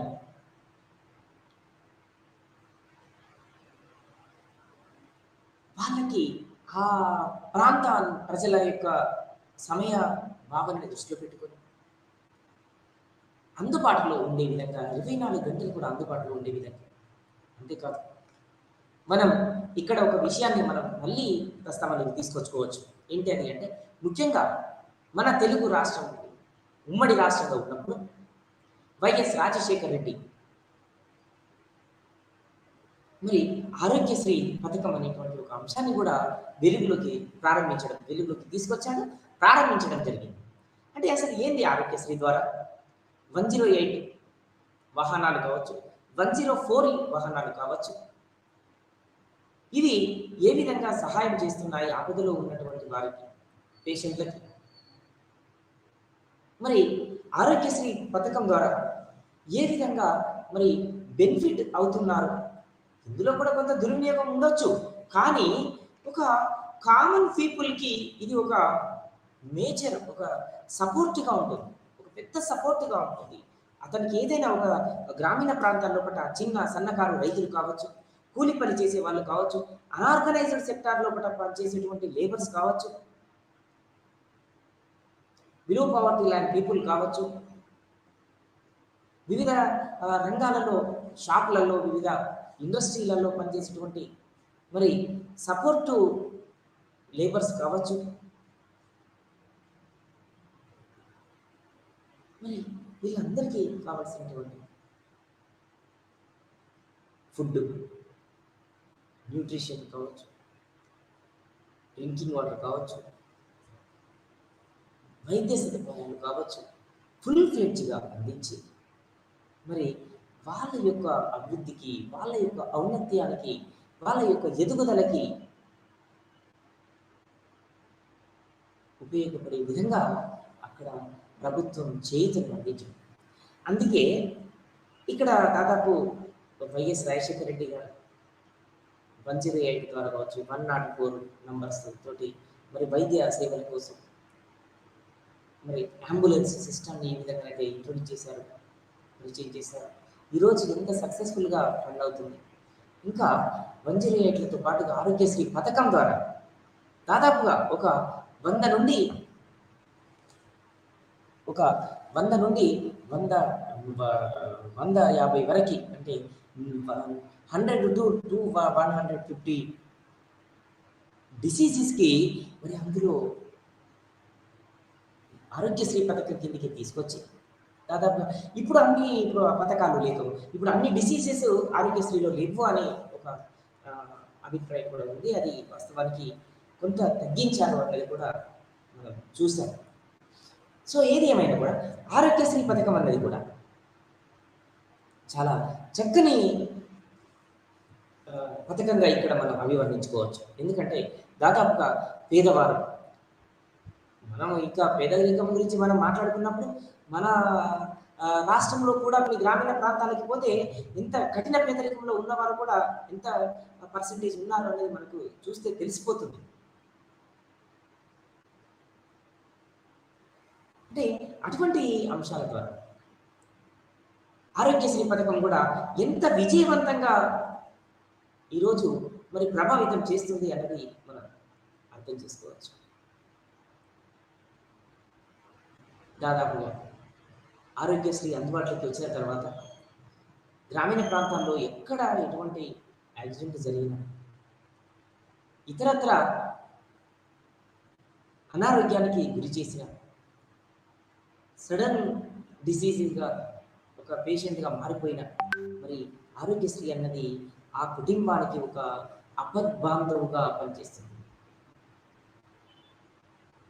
కాబట్టి మరి ప్రతి దేశం, ప్రతి రాష్ట్రం మరి వైద్య సదుపాయాలపైన ఖర్చు చేసేటువంటి సందర్భంలో ఎటువంటి లాభ ఉద్దేశంతో చేయకూడదు అని గుర్తుపెట్టుకోవాలి. ఇది ప్రభుత్వం యొక్క లక్ష్యాలపైన ఆధారపడి ఉంటుంది, ప్రభుత్వం యొక్క ఆబ్జెక్టివ్స్ పైన ఆధారపడి, ప్రభుత్వం యొక్క ఎజెండా పైన ఆధారపడి ఉంటుంది. మనం చెప్పినట్టు మాత్రం అవి చేయాలి అనేటటువంటి రూల్ లేదు, అవి చేస్తాయి అనేటువంటి మరి అంశం కూడా మనం ఇక్కడ చెప్పడానికి అవకాశం ఉంది. అందుకే అంటే ఎటు ఆలోచించినా కూడా ఆరోగ్య సంక్షోభం అనేది ఏర్పడకుండా ఉండడం కోసం ప్రభుత్వాలు మరి కంకణం కట్టుకోవాల్సినటువంటి అవసరం ఉంది. ముఖ్యంగా శిశు మరణాల రేటు కావచ్చు, ప్రసవ మరణాలు కావచ్చు, ఇవన్నీ కూడా చాలా భయంకరమైనటువంటి సిచ్యువేషన్స్. అంటే ఇటువంటి శిశు మరణాలు కావచ్చు, ప్రసవ మరణాలు కావచ్చు, లేదా గ్రామీణ ప్రాంతాల్లో సంభవించేటువంటి ఇంకా మనకి ఇంతకు పూర్వం ఒక 15 సంవత్సరాలకి పూర్వం కనుక మనం చూసినట్లయితే ఇంకా కలరా కావచ్చు, ప్లేగు కావచ్చు, క్షయ కావచ్చు, ఇటువంటి లాంగ్ టర్మ్ డిసీజెస్ కూడా సమాజాన్ని ఏ విధంగా పట్టి పీడించేటువంటి అంశాలను కూడా మనం చూడవచ్చు. వాటి కోసం ప్రభుత్వం కొంతమేరకు ఖర్చు చేసింది, కొంతమేరకు సక్సెస్ అయిందని కూడా మనం చెప్పవచ్చు. అంటే ఏది ఎట్లయినా కూడా మరి సమాజ అభివృద్ధిలో, దేశ అభివృద్ధిలో, సమాజ అభివృద్ధిలో, దేశ అభివృద్ధిలో వైద్య సేవలు, వైద్య రంగం అన్నది ఒక కీలకమైనటువంటి అంశంగా, కీలకమైనటువంటి రంగంగా మనం పరిగణించవచ్చు. అంటే మరి ఒక ప్రణాళిక యుక్తంగా ఆరోగ్యం హెల్త్ సెక్టార్ని డెవలప్ చేస్తూ, ఎక్స్టెన్షన్ చేస్తూ, ఇటు గ్రామీణ ప్రాంతాల్లో కూడా, పట్టణ ప్రాంతాల్లో కూడా. అందుకే మనం ఒక అంశాన్ని చెప్పుకున్నాం. ఏం అంశం చెప్పుకున్నామంటే, ఇప్పుడు ఆరోగ్యశ్రీని కట్టుదిట్టంగా అమలు చేస్తున్నట్లయితే ఇంకా వేరే ఏ ప్రోగ్రామ్స్ కూడా మనకు అవసరం లేదేమో. ఎందుకంటే అందులోనే అన్ని డిసీజెస్కి మరి అందులోనే పర్మిషన్ ఇచ్చి ఇంక్లూడ్ చేసి మరి అన్ని డిసీజెస్ని అందులో ఇంక్లూడ్ చేసిన తర్వాత, జబ్బులను ఇంక్లూడ్ చేసిన తర్వాత వారికి కావాల్సినటువంటి మరి ఇన్పుట్స్ కావచ్చు, ఈక్విప్మెంట్స్ కావచ్చు, పరికరాలు కావచ్చు, మెడిసిన్ కావచ్చు, వాళ్ళకి అందుబాటులో ఉంచినట్లయితే దాదాపు మంచి సేవలు అందించినటువంటి ఘనత ఆయా ప్రభుత్వాలకి దక్కుతుంది. అంటే మనం సాధారణంగా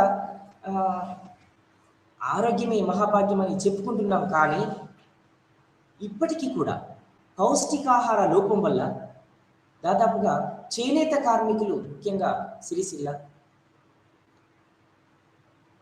కోరుట్ల, పెట్పల్లి, జగిత్యాల ఇటు ఈ ప్రాంతాలకి పోయినప్పుడైతే మనం ప్రత్యేకంగా కొద్ది మందిని చూసి మనం ఈ పౌష్టికాహార లోపంతో మరి ఆ వ్యక్తులు సఫర్ అవుతున్నారు, ఇబ్బంది పడుతున్నారు అని మనం చూడగానే చెప్పొచ్చు. ఎట్లా ఫైండ్ అవుట్ చేయొచ్చు అంటే వాళ్ళ యొక్క శరీర ఆకృతి ఆ విధంగా ఉంటుంది. పూర్తిగా కూడా వాళ్ళు బక్క చిక్కిపోవడం, అనారోగ్యంగా ఉండడం, తర్వాత వాళ్ళకు ఉన్నటువంటి స్కిన్ అంతా కూడా వాళ్ళ యొక్క బోన్కి అతుక్కుని పోయే విధంగా వాళ్ళు తయారు కావడం, ఇటువంటి శరీర ఆకృతి అన్నది పౌష్టికాహార లోపాన్ని ప్రభావితం చేస్తుంది, పౌష్టికాహార లోపాన్ని ప్రతిబింబం చేస్తుంది.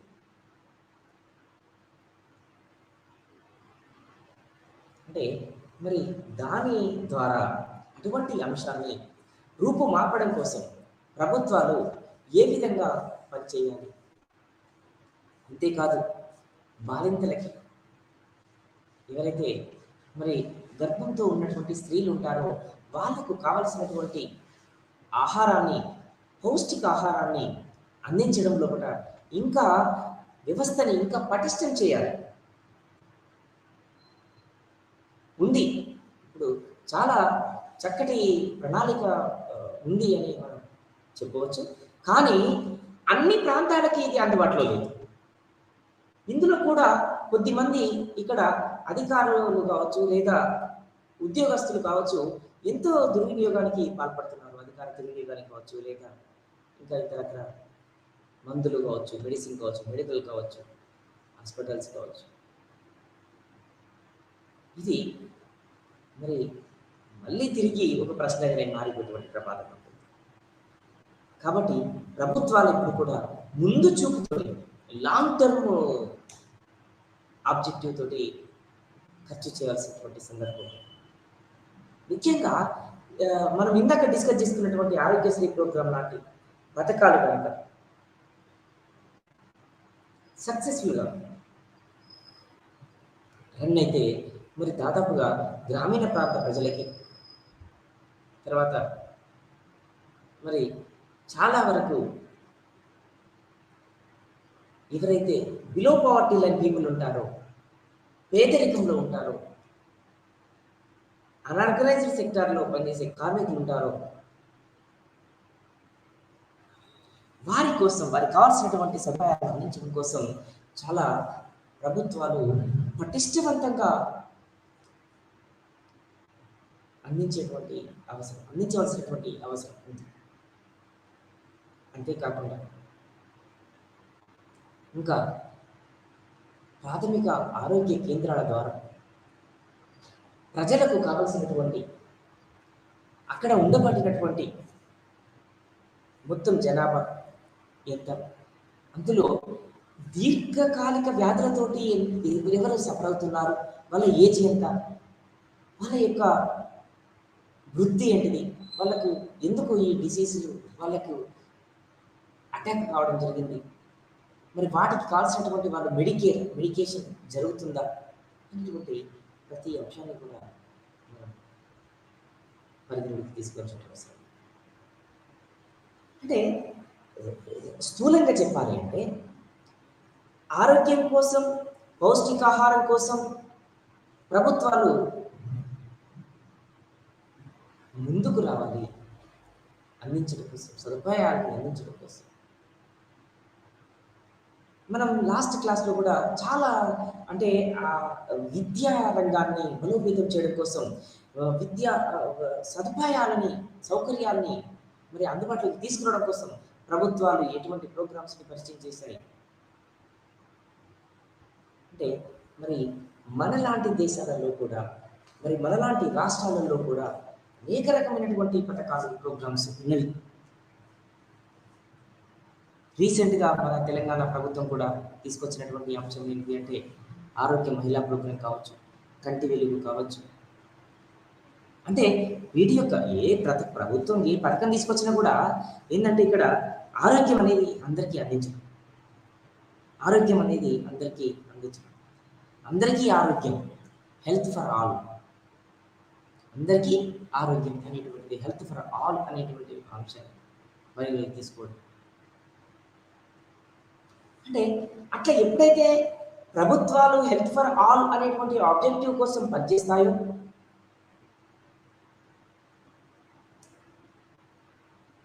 అప్పుడు మరి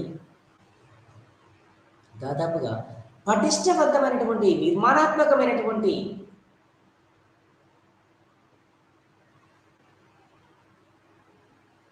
మార్పు అనేది కనిపిస్తుంది. అంటే ఆ విధంగా మనం చూసినప్పుడు దాదాపుగా గ్రామీణ ప్రాంతాల్లో కూడా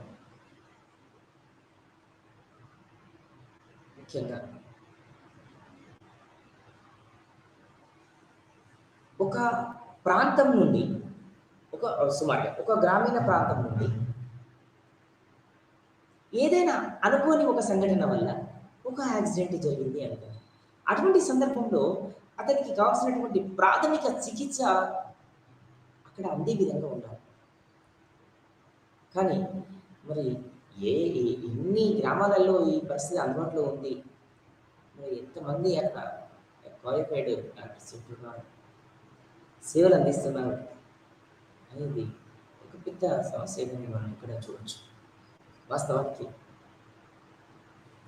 పౌష్టికాహార లోపం అనేది ఒక పెద్ద సమస్యనే, ఈరోజు ఒక పెద్ద సవాలే ఆధునిక ప్రభుత్వాలకి. అంతేకాకుండా ప్రభుత్వాలు కూడా ఈ ఉచితాల పేరుతోటి, సంక్షేమం పేరుతోటి అందించేటువంటి పద్ధతికి స్వస్తి చెప్తే చాలా బాగుంటుందేమో అసలు. ఎందుకు ఇక్కడ స్వస్తి చెప్తే చాలా బాగుంటుంది అని మనం ఇక్కడ చెప్పడం జరుగుతుంది అంటే, నిజానికి ప్రభుత్వాలు వాటి లక్ష్యాన్ని ఏర్పాటు చేసుకోవడం ఒకటి, సాధించడం ఒకటి. మరి అనుకున్న మేరకి ప్రగతిని సాధించలేకపోతున్నారు. ఎందుకు అనుకున్నటువంటి ప్రగతిని సాధించలేకపోతున్నాయి? మరి మళ్ళీ మన ముందు ఒక సమస్యనే, ఒక ప్రశ్ననే ఉంటుంది. దానికి కారణాలు అనేకమైనప్పటికీ ఇక్కడ ప్రైవేటు వ్యక్తులు, ప్రైవేటు సంస్థలు, ప్రైవేటు డాక్టర్స్, అంటే ఇంకా మనం ఇందులో చాలా డెప్త్గా పోయినట్లయితే ఏదైనా అనుకోకుండా ఒక గ్రామీణ ప్రాంతంలో కూడా ఒక యాక్సిడెంట్ జరిగినప్పుడు ఆ కుటుంబానికి అతిపెద్ద భరోసాను అందిస్తుంది ఆరోగ్యశ్రీ పథకం. అందుబాటులో ఉంటుంది ఆరోగ్యశ్రీ పథకం ద్వారా వచ్చేటువంటి 108 అంబులెన్స్. వాళ్ళకి కావాల్సినటువంటి ఆరోగ్యశ్రీ పథకం కింద కావాల్సినటువంటి అన్ని సేవలు, సౌకర్యాలు కూడా మనకి అందుబాటులో ఉండడం జరగడం. ఇది ఆయా దేశాల యొక్క, ఆయా ప్రభుత్వాల యొక్క వాటి యొక్క మెయిన్ ఎజెండాని ప్రభావితం చేస్తాయి. అంటే ఆయా దేశాలలో ఆయా ప్రభుత్వాలు ఆరోగ్యం పట్ల ఎంత నిబద్ధత కలిగి ఉన్నవి అనేటువంటి అంశాన్ని ఇక్కడ రుజువు చేస్తుంది.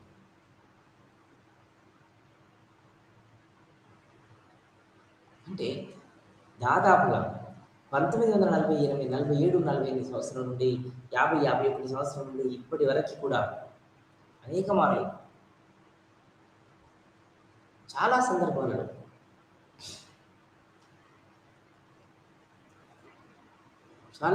సందర్భాలలో ప్రభుత్వాలు కొంత ప్రేక్షక పాత్రని పోషిస్తున్నాయి అనేటువంటి ఒక అనుమానం కూడా కలిగేటువంటి స్థితి.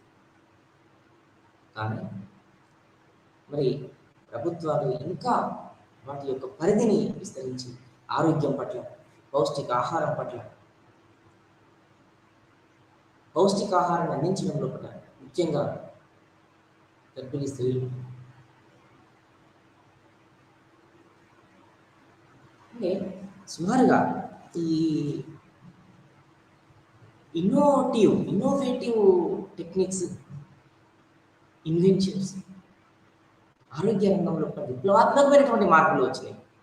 అందులో భాగంగానే మనం చూడొచ్చు. ఏంటి అంటే ప్రత్యేకంగా కోవాక్సిన్ కానీ, తర్వాత ఇతరత్ర వ్యాక్సినేషన్స్ మన దేశంలో మనమే స్వయంగా ఇక్కడ తయారు చేసుకొని మరి దాదాపుగా మన దేశంలోనే మరి 100 కోట్లకు పైగా జనాభాకి మరి వ్యాక్సినేషన్ అందించినటువంటి ఘనత కూడా మనకి ఉంది. అంటే ఆరోగ్యం పట్ల నిబద్ధత అన్నది ఎంత అవసరం అన్నది, ఎంత ఆవశ్యకతను చూపిస్తుంది అన్నది మనం ఇక్కడ డిస్కస్ చేస్తున్నాం. అంటే ఆయా దేశాలలో కూడా ఆయా ప్రభుత్వాలు అందించేటువంటి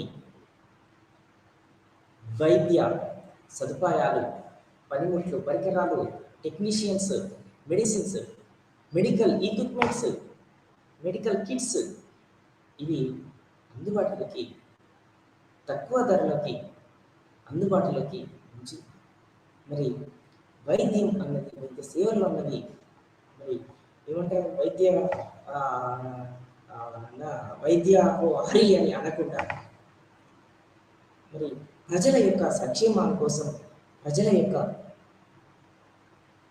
ఔన్నత్యం కోసం, దేశ భవిష్యత్తు కోసం, దేశ అభివృద్ధి కోసం ఆయా రంగాలలో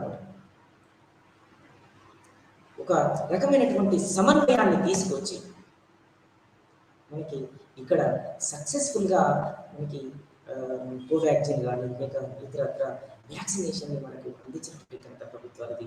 అంతేకాకుండా మన దేశం నుండి ఇతర దేశాలకి కూడా మనం సహాయార్థం మరి వ్యాక్సినేషన్ని మనం ఎగుమతి చేసుకోగలిగినామంటే మన దేశంలో కూడా ఎంతో ఇన్నోవేటివ్ ఇక్కడ అనేది జరిగింది అని చెప్పచ్చు. అంటే ఇక్కడ మనకి ఏదైనా కూడా ఆలస్యంగా స్పందించడం అనేది కూడా ఆరోగ్యం పట్ల అంత మంచిది కాదు. ఆలస్యంగా స్పందించడం కూడా అంత మంచిది కాదు ఆరోగ్యం పట్ల. అది చాలా క్లిష్టమైనటువంటి పరిస్థితులకి తీసుకొస్తుంది. ఇంకా అప్పుడు ఆరోగ్యమే మహాభాగ్యం అని చెప్పుకోవడానికి కూడా అవకాశం ఉండదు. అసలు ఆ స్లోగనే ఇక్కడ వర్తించదు, ఏదైతే ఆలస్యం సందర్భించదు.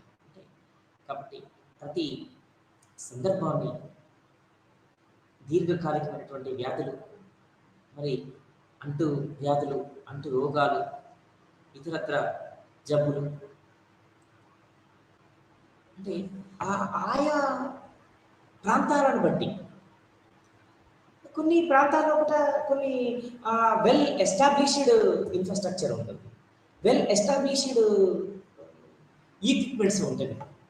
అది సాధారణంగా అక్కడ ఆ ప్రాంతాన్ని దృష్టిలో పెట్టుకొని వస్తూ ఉంటుంది, డెవలప్ అవుతూ వస్తుంది. కానీ కొన్ని ప్రాంతాల్లో అసలు చాలా క్లిష్టతర పరిస్థితులు ఉంటాయి. మనం లాస్ట్ క్లాస్లో ఒక సందర్భంలో మాట్లాడుకున్నాం. ఏంటి అంటే కొన్ని గ్రామీణ ప్రాంతాల్లో కూడా ఇప్పటికీ కూడా గోదావరి, అటు కాళేశ్వరం, అటు ఏటూరు నాగారం, మంగపేట, కొన్ని మనం గ్రామీణ ప్రాంతాల్లో మనకి చూసినట్లయితే ఇప్పటికీ కూడా ఆ గ్రామీణ ప్రాంతాలలో పూర్తిగా సిగ్నల్ వ్యవస్థ లేనటువంటి వ్యవస్థ. వాళ్ళు ఏదో ఒక ఎత్తైన చెట్టు ఎక్కితే తప్ప వాళ్ళు పూర్తిగా వాళ్ళకు కనెక్షన్ అందనటువంటి పరిస్థితి మనం చూస్తాం, మాట్లాడుకున్నాం. అంటే ఇక్కడ ప్రతిదీ కూడా ఇంటర్ లింక్, అందుకే అనుసంధానం కావాలి అని అనుకున్నాం. ఎందుకంటే ఏదో ఒకటి అనుకోకుండా సంభవించినటువంటి అనారోగ్య పరిస్థితిని వాళ్ళు మరి దాటివేయాలి అంటే వారి కోసం తీసుకోవాల్సినటువంటి చర్యలు చాలా పటిష్టవంతంగా ఉండాలి. అంటే ఒకవేళ నిజంగా పటిష్టవంతమైనటువంటి వైద్య సదుపాయాలను, వైద్య వ్యవస్థ అనేది లేకపోవడం అత్యంత ప్రమాదకరమైనటువంటిది. కాబట్టి ఈ మనం ఇంకా ఈ మానవ అభివృద్ధి సూచికలు కావచ్చు, లేదా ఇన్నోవేటివ్ టెక్నిక్స్ లోపల కావచ్చు, ఇంకా మనం వెనుకబడిపోయేటువంటి ఎప్పుడైతే విద్య, వైద్యం, ఆరోగ్యం, పారిశుద్ధ్యం మరి సక్సెస్ఫుల్గా ప్రభుత్వాలు ఇంప్లిమెంట్ చేస్తాయో, వీటి కోసం కావాల్సినటువంటి ప్రణాళికని సక్సెస్ఫుల్గా ఇంప్లిమెంట్ చేస్తాయో, అప్పుడు ఆటోమేటికలీ ఆ సమాజం అభివృద్ధి వైపు ప్రయాణం చేస్తుంది, ఇన్నోవేటివ్గా థింకింగ్ చేస్తుంది. చాలా చక్కని ఒక మంచి వనరులని, మానవ వనరులని దేశానికి అందిస్తుంది.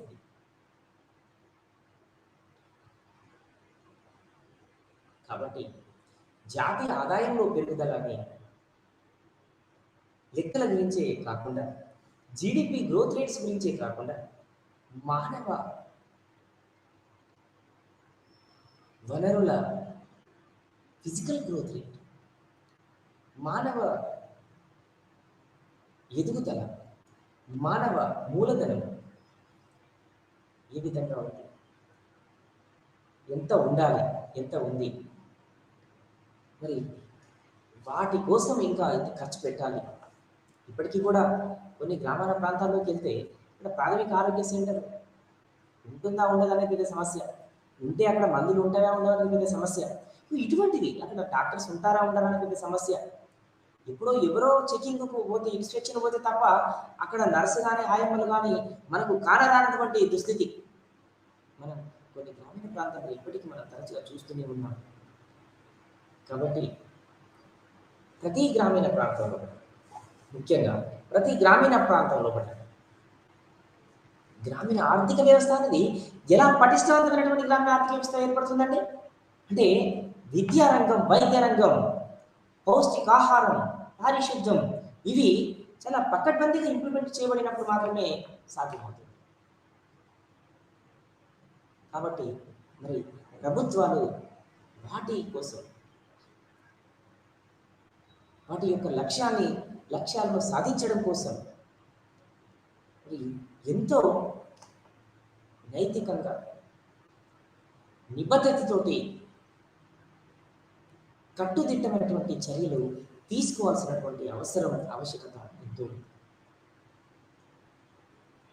అంతేకాదు మరి మన యొక్క సామర్థ్యం ఎంత, మనం ఆరోగ్య రంగంలో వైద్య సదుపాయాలలో డాక్టర్స్ కావచ్చు, బెడ్స్ కావచ్చు, నర్సులు కావచ్చు, ఎక్విప్మెంట్స్ కావచ్చు, పరికరాలు కావచ్చు, ఆక్సిజన్స్ కావచ్చు, ఇంకా ఇటువంటి అంశాలు, వైద్య పరీక్షలు కావచ్చు,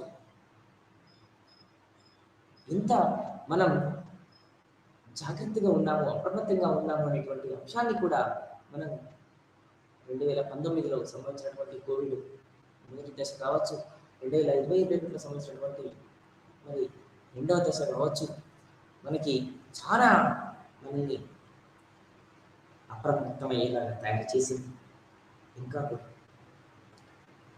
ప్రభుత్వాలు, ప్రజలు ఇక చాలా అంటే అవినీతి రహిత పాలన కావాలి, అన్ని ప్రభుత్వం మనకి ఇక్కడ మనం బాగా గుర్తుపెట్టుకోవాల్సినటువంటి అంశం ఏంటి అంటే, సూటిగా ఒక మాట చెప్పొచ్చు, నాణ్యమైనటువంటి విద్య, నాణ్యమైనటువంటి వైద్యం,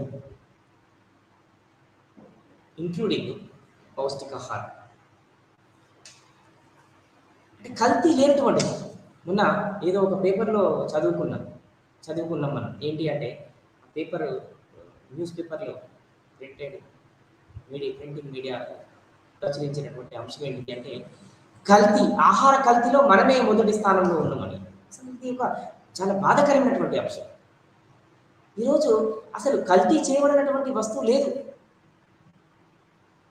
కల్తీని పట్టుకునేటువంటి నాలుగు లేడు, ప్రశ్నించేటువంటి గొంతుక లేదు. ఆహారం అనేది, ఒక నాణ్యమైనటువంటి ఆహారం అనేది మరి ప్రతి వ్యక్తికి ఒక హక్కు లాంటిది. కానీ ఈరోజు అది చాలా ఒక సందిగ్ధంలో పడిపోయింది అనేటువంటి అంశం మనం గుర్తుపెట్టుకోవాలి.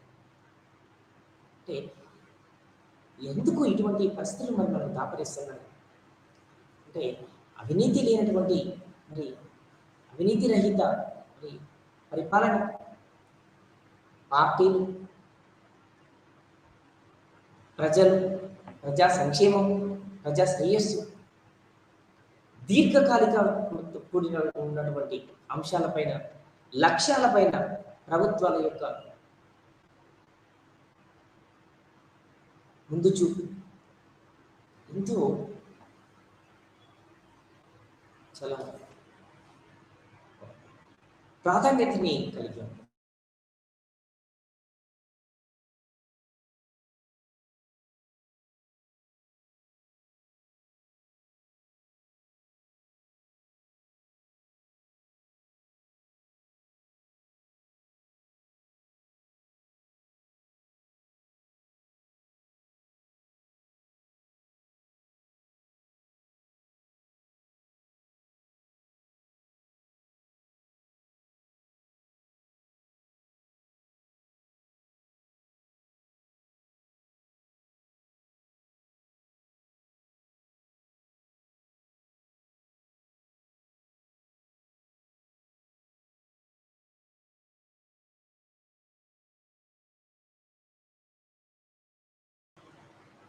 నాణ్యమైనటువంటి విద్య లేకుండా ఉన్నతమైనటువంటి ఉత్తమమైనటువంటి సమాజాన్ని మనం చూడలేం. మరి ఉన్నతమైనటువంటి సమాజం, ఉత్తమమైనటువంటి సమాజం లేకుండా దేశ ఔన్నత్యాన్ని, దేశ భవిష్యత్తుని మనం ఊహించలేం. కాబట్టి ఒకదానికి ఒకటి ఇంటర్లింక్, అనుసంధానం. కాబట్టి ఏది అయితే ప్రైమరీ, ఏది సెకండరీ అన్నది ప్రభుత్వాలకు తెలియాలి. ప్రభుత్వాలు కూడా ముందు చూపుతోటి ప్రజా ఆరోగ్యం పైన, ప్రజా సంక్షేమం పైన, ప్రజా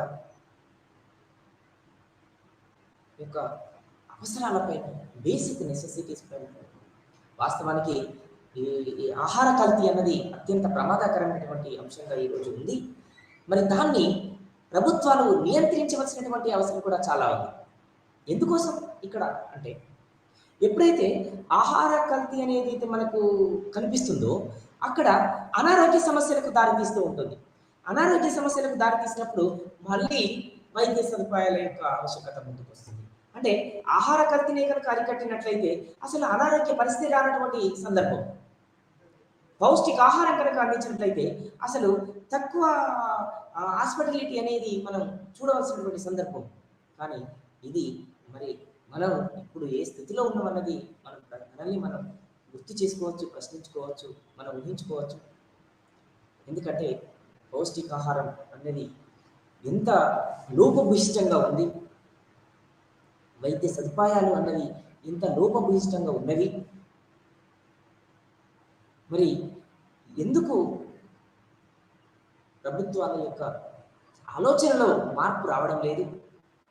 ఎంతకాలం ప్రభుత్వాలు ప్రజలకి అవలసినటువంటి విద్య, వైద్యం అందిస్తే చాలు, అసలు క్వాలిటీ విద్య, క్వాలిటీ ఎడ్యుకేషన్ అందిస్తే చాలు. ఈ విషయం ప్రభుత్వాలకు తెలియదా? తెలుసు. కానీ ఎందుకు అందులో ఫెయిల్ అవుతున్నది?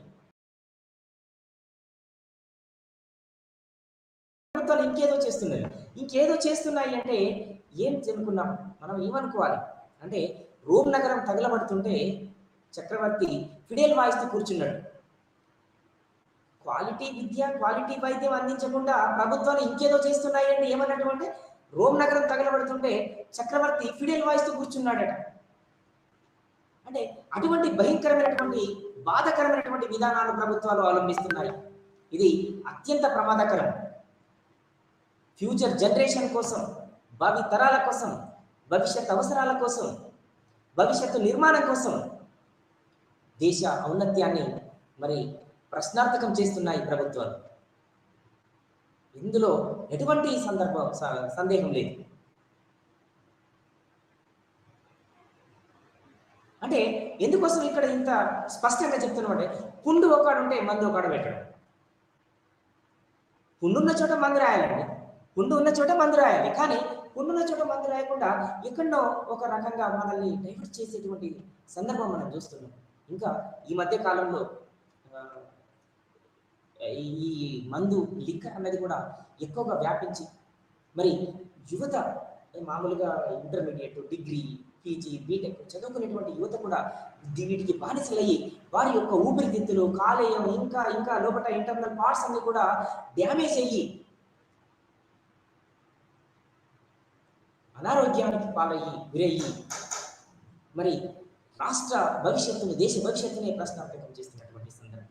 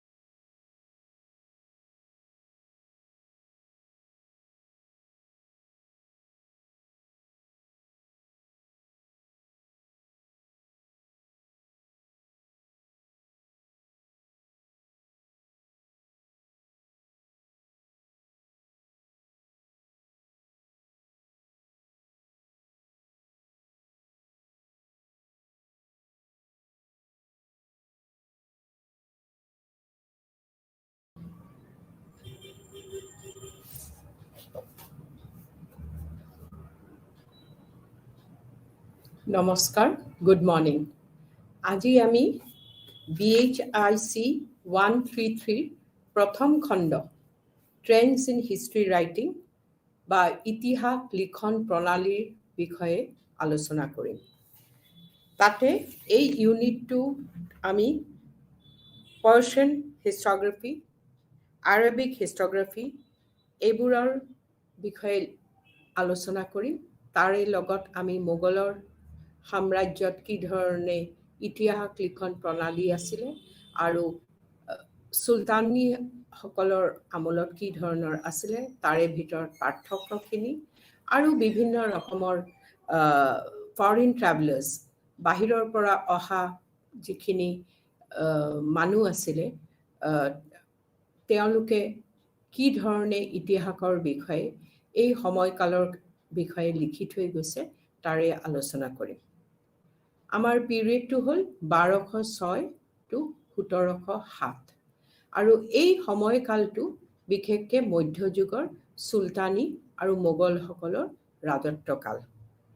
আমি এই বিষয়ে পঢ়ি বা আলোচনা কৰি উঠাৰ পিছত আমি বিভিন্ন ৰকমৰ বস্তু জানিব পাৰিম, যেনেকুৱা আৰবিক এণ্ড পাৰ্চিয়ান ইতিহাস লিখা প্ৰণালীখন, তাৰপিছত ফৰেইন ট্ৰেভেলাৰ্ছে কি ধৰণে কি লিখি থৈ গৈছে, Malfuzat literary tradition, ইনচা literary tradition আৰু ইউৰোপীয়সকল ভাৰতত আহি তেওঁলোকৰ লিখনিৰ দ্বাৰা তেওঁলোকে ভাৰতখনক কি ধৰণে বুজাইছে সেইখিনিও আমি বুজি পাম।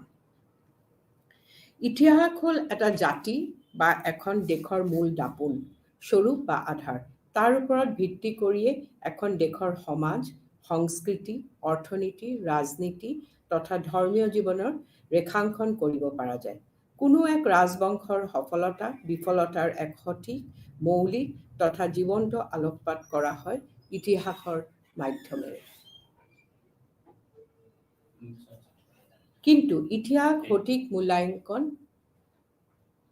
কিন্তু ইতিহাস সঠিক মূল্যাংকন বা মূল্যায়ন সম্পূৰ্ণ ৰূপ নিৰ্ভৰ কৰা ঐতিহাসিকজনৰ ওপৰত তথা তেওঁ নিৰ্বাচন কৰা সমলবিলাকৰ ওপৰত। বিশ্বৰ অন্যান্য প্ৰান্তৰ দৰে ভাৰতবৰ্ষতো প্ৰাচীন কালৰ পৰা ইতিহাস লিখন আৰু চৰ্চাৰ এক বাতাবৰণ সৃষ্টি হৈছিল আৰু এই ক্ষেত্ৰত ভাৰতবৰ্ষত সেই কালত বহু আগশাৰীৰ পণ্ডিত, ইতিহাসবিদ আৰু দাৰ্শনিকসকলে ৰাজকীয় পৃষ্ঠপোষকতাক আৰু গুৰুতৰ ফলশ্ৰুতিত সাহিত্য, দৰ্শন, বিজ্ঞান অথবা অন্যান্য দিশৰ দৰে ইতিহাস ৰচনাৰ পৰম্পৰা আৰম্ভ হৈছিল। যদিও প্ৰাচীন কালত ভাৰতবৰ্ষত ৰচনা কৰা সকলোবিলাক গ্ৰন্থ সম্পূৰ্ণ ঐতিহাসিক ধৰ্মী নাছিল, কিন্তু ইতিহাসৰ ছাঁ-পোহৰত এই ৰচনাৱলীসমূহ আলোকিত হৈছিল। ভাৰতবৰ্ষলৈ ইছলাম ধৰ্মীয় লোকসকলৰ আগমনৰ ফলশ্ৰুতিত ইতিহাস লিখন প্ৰণালী আৰু কৌশলৰ ক্ষেত্ৰখনত এক আমূল পৰিৱৰ্তন দেখা গৈছিলে প্ৰাচীন যুগৰ পৰা। খ্ৰীষ্টান ধৰ্মীয় লোকসকলে দৰেই ইছলাম ধৰ্মীয় লোকসকলে এক গভীৰ ঐতিহাসিক চেতনা আছিল বুলি অনুময় কৰা যায় আৰু তেওঁলোকৰ অন্তৰ্নিহিত ঐতিহাসিক চেতনাই ভাৰতবৰ্ষৰ ইতিহাস ৰচনা, লেখন আৰু চৰ্চাৰ ক্ষেত্ৰত এক নতুন চিন্তা চেতনাৰ সঞ্চাৰ কৰিলে। আৰৱ তথা মধ্য এছিয়াৰ পৰা ভাৰতলৈ অহা এই ইছলাম ধৰ্মীয় লোকসকলে ভাৰতবৰ্ষত চুলতানী আমোলৰ সূচনা হোৱাৰ লগে লগে এক নতুন যুগৰ আৰম্ভণি কৰিছিল। ইছলাম ধৰ্মী লোকসকলে ভাৰতবৰ্ষলৈ অহাৰ পূৰ্বৰ পৰা এক বদ্ধপৰিকৰ তথা সুস্পষ্ট ঐতিহাসিক চেতনা আছিল। তেওঁলোকে খ্ৰীষ্টানধৰ্মী ইতিহাস লিখাৰ ধৰণৰ সলনি সমসাময়িক ঘটনাৰাজিৰ ওপৰত যিকোনো এজন লোকে সকলো ঘটনা লিপিবদ্ধ কৰিছিল, যাৰ ফলতে এনে লিখকৰ লিখনিৰ গুৰুত্ব আৰু প্ৰাসংগিকৰ ৰাজকীয় পৃষ্ঠপোষকতাক চুলতানী আমলৰ পৰা ভাৰতবৰ্ষত ইতিহাস লিখাৰ এক নতুন যাত্ৰাৰ আৰম্ভণি হয়, যিটো আমি মধ্যযুগৰ ভাৰত বুলি আমি বুজি পাওঁ। যদিও ইছলামীয় শৈলী বা ইতিহাস ৰচনাৰ কৌশল সম্পূৰ্ণৰূপে ত্ৰুটিমুক্ত নাছিল, কিন্তু এই কথা দোহাৰিব পৰা যায় যে প্ৰাচীন ভাৰতবৰ্ষৰ গ্ৰন্থসমূহত সততে উপলব্ধ তথা গধুৰ দাৰ্শনিক, তাত্ত্বিক আৰু কিংবদন্তিমূলক ধ্যান ধাৰণাৰ পৰিৱৰ্তে বহু ক্ষেত্ৰত যুক্তিযুক্ত, নিৰপেক্ষ আৰু ব্যৱহাৰিক ইতিহাস ৰচনাৰ এক নতুন প্ৰচেষ্টা দেখা পোৱা গৈছিল।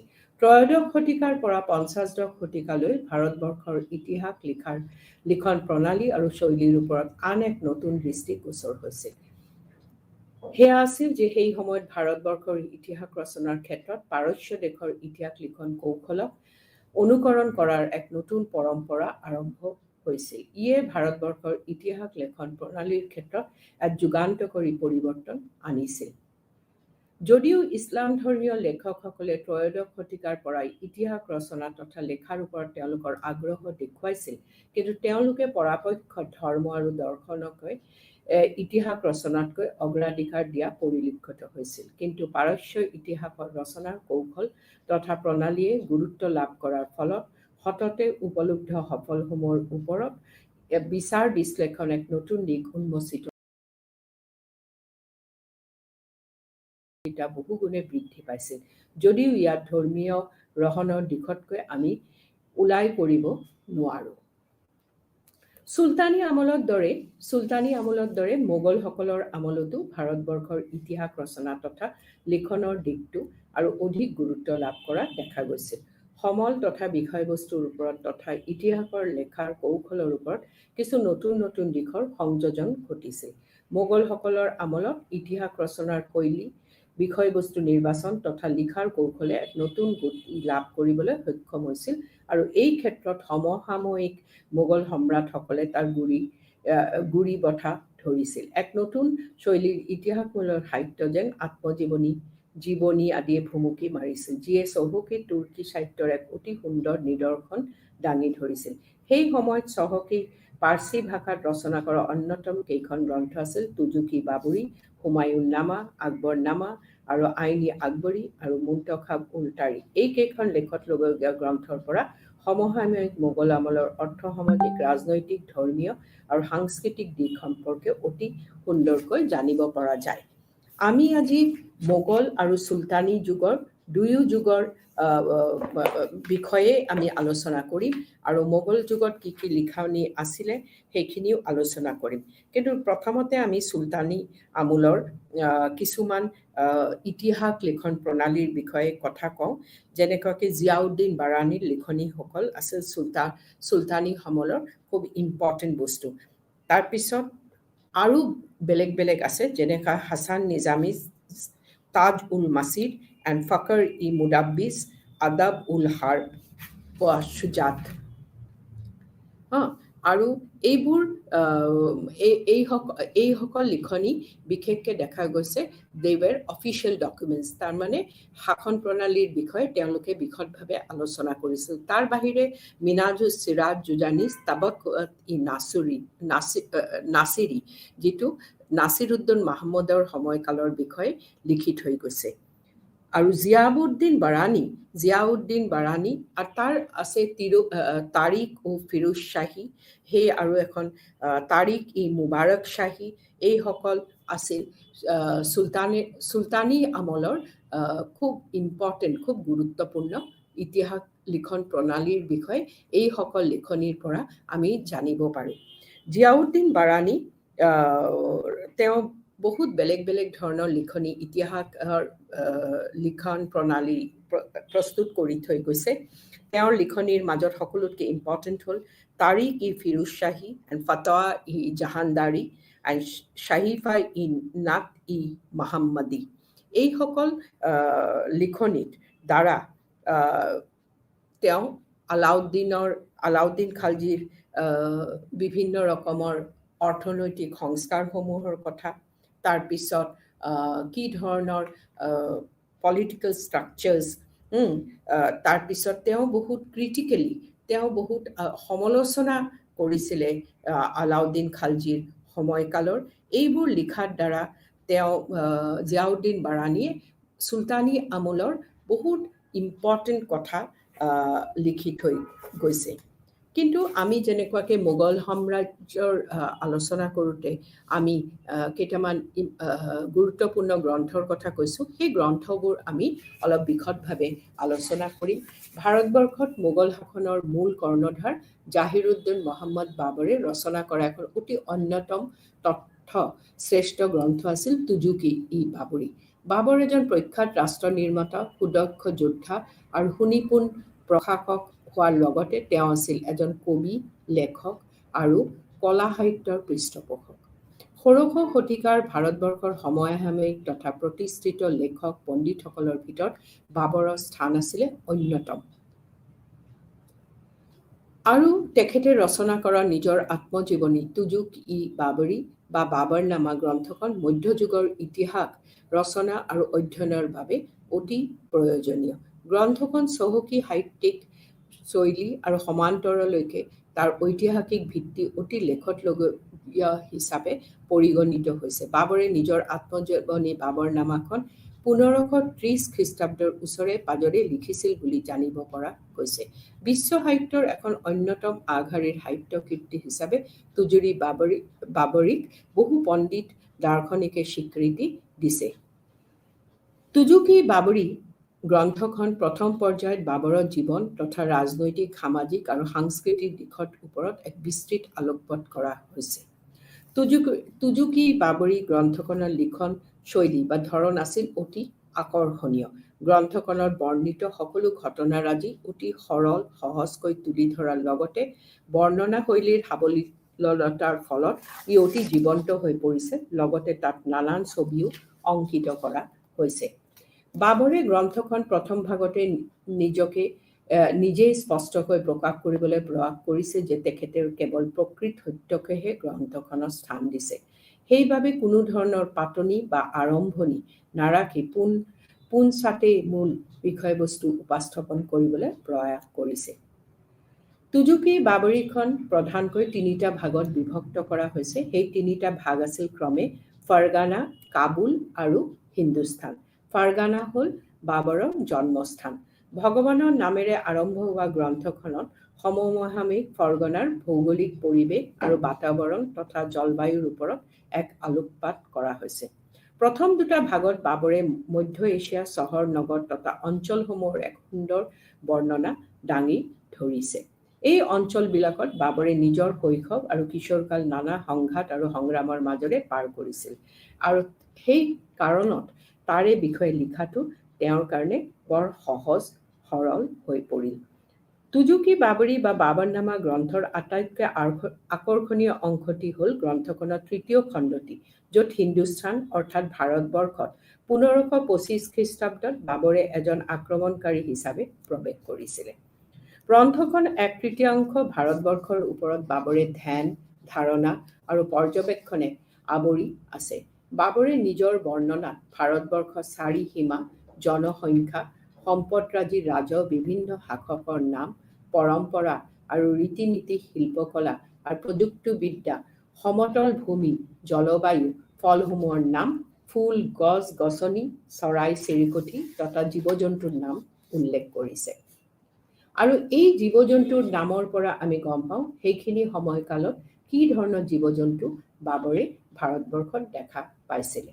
এজন সূক্ষ্ম পৰ্যবেক্ষক ৰূপে বাবৰে প্ৰাকৃতিক ইতিহাসক যি ধৰণে তুলি ধৰিবলৈ চেষ্টা কৰিছিল সেয়া হয়তো সমসাময়িক সকলো ইতিহাসবিদৰ মাজত তেওঁৰ বিৰল আছিল। তেখেতে ভাৰত সম্পৰ্কে লিখা বেছিভাগ কথাই শুদ্ধ আৰু সত্য আছিল যদিও এই সত্যককে প্ৰতিপন্ন কৰিবৰ বাবে যি সহায়কাৰী তথ্য আৰু সমলৰ সহযোগ লৈছিল সেয়া গ্ৰহণযোগ্য নাছিল। সেইকাৰণে তাতে আমি অলপ তেওঁৰ তুজুকি-বাবৰি সমালোচনাৰ দিশতো চোৱা গৈছে। তুজুকি-বাবৰি গ্ৰন্থ বৰ্ণনা থকা অনুসৰি বাবৰ হিন্দুস্তানৰ অপৰূপ সৌন্দৰ্য আৰু প্ৰাকৃতিক পৰিৱেশৰ প্ৰতি অতি বেছিকৈ মোহাচ্ছন্ন হৈ পৰিছিল।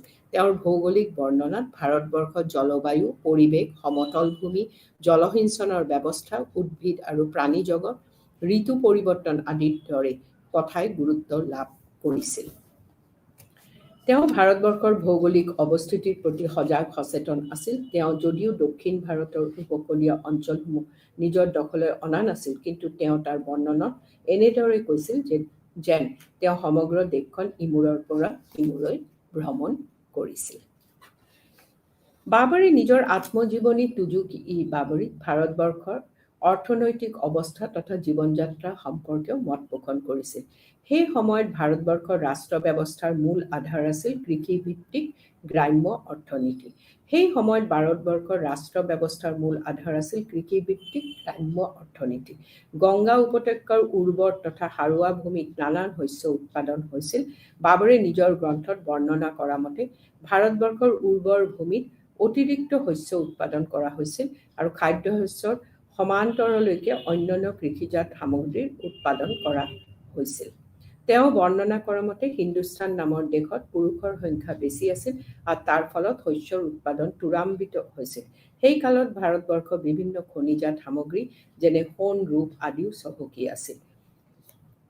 তুজুকি বাবৰিৰ পৰা সমসাময়িক ভাৰতবৰ্ষৰ আমি অৰ্থনৈতিক সমাজ ব্যৱস্থাত জাতিভেদ প্ৰথা তথা শ্ৰেণী বৈষম্যক অধিক প্ৰাধান্য দিয়া হৈছিল কাৰণে আমি এইবোৰ বিষয়ে জানিব পৰা হৈছিল।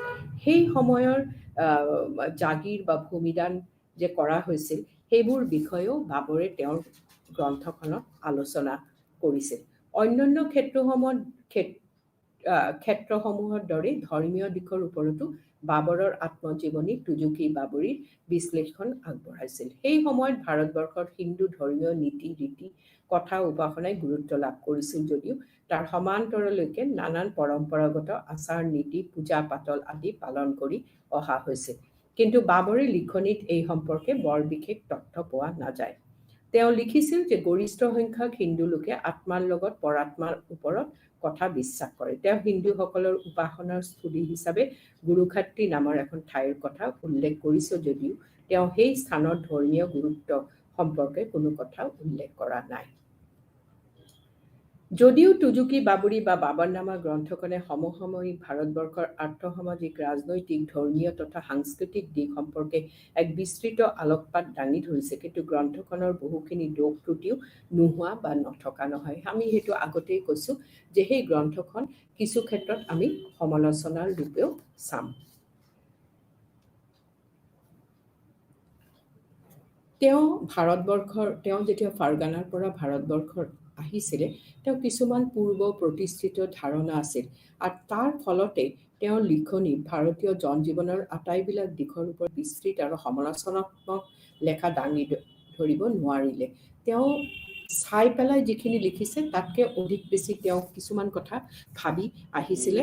আনহাতেদি মধ্যযুগৰ ভাৰতবৰ্ষৰ বহুতো মূল্যৱান সামগ্ৰী যেনে বস্ত্ৰ, নীল, মছলা, কপাহী, কাপোৰ আদি উৎপাদন কৰা হৈছিল আৰু বিদেশত তাৰ চাহিদা অতি বেছি আছিল। সেইবোৰ কথা আমি তুজুকি বাবৰিৰ পৰা জানিব পাৰোঁ। দ্বিতীয়তে আমি তুজুকি বাবৰিৰ পৰা মধ্যযুগ ভাৰতবৰ্ষৰ ইতিহাস ৰচনাৰ এক অতি অন্যতম সমল আছিল পাৰ্চী ভাষাত ৰচিত আন এখন লেখাত ল'বলগীয়া গ্ৰন্থ হুমায়ুন নামা। হুমায়ুন নামৰ ৰচক আছিল বাবৰৰ একমাত্ৰ জীয়েক তথা হুমায়ুনৰ ভগ্নী গুলবেদন বেগম। 1523 খ্ৰীষ্টাব্দে বাবৰৰ কাবুলত থাকোঁতে গুলবদন বেগমৰ জন্ম হৈছিল বুলি জানিব পৰা যায়। তেওঁৰ মাতৃৰ নাম আছিল দিলদাৰ বেগম, কিন্তু কম বয়সতে মাতৃৰ মৃত্যু হোৱাত মাহীমাক মহিম বেগমে গুলবদনক তুলি তালি ডাঙৰ দীঘল কৰিছিলে আৰু তেওঁ তত্ত্বাৱধানতে নিজৰ আনুষ্ঠানিক শিক্ষা আৰম্ভ কৰিলে। তেওঁ বাবৰৰ জয় পৰাজয়সমূহ নিজৰ চকুৰে দেখিছিল আৰু হুমায়ুনৰ ৰাজনৈতিক জীৱনৰ উত্থান পতন সকলো ঘাত প্ৰতিঘাতৰ সাক্ষী আছিল। আনহে নালাগে গুলবদনে হুমায়ুনৰ নিৰ্বাসনৰ সময়তো লগত আছিল। 17 বছৰ বয়সত গুলবদনে খিজিৰ খাৱাজা খান নামৰ চেংগিজ খানৰ বংশৰ এজনৰ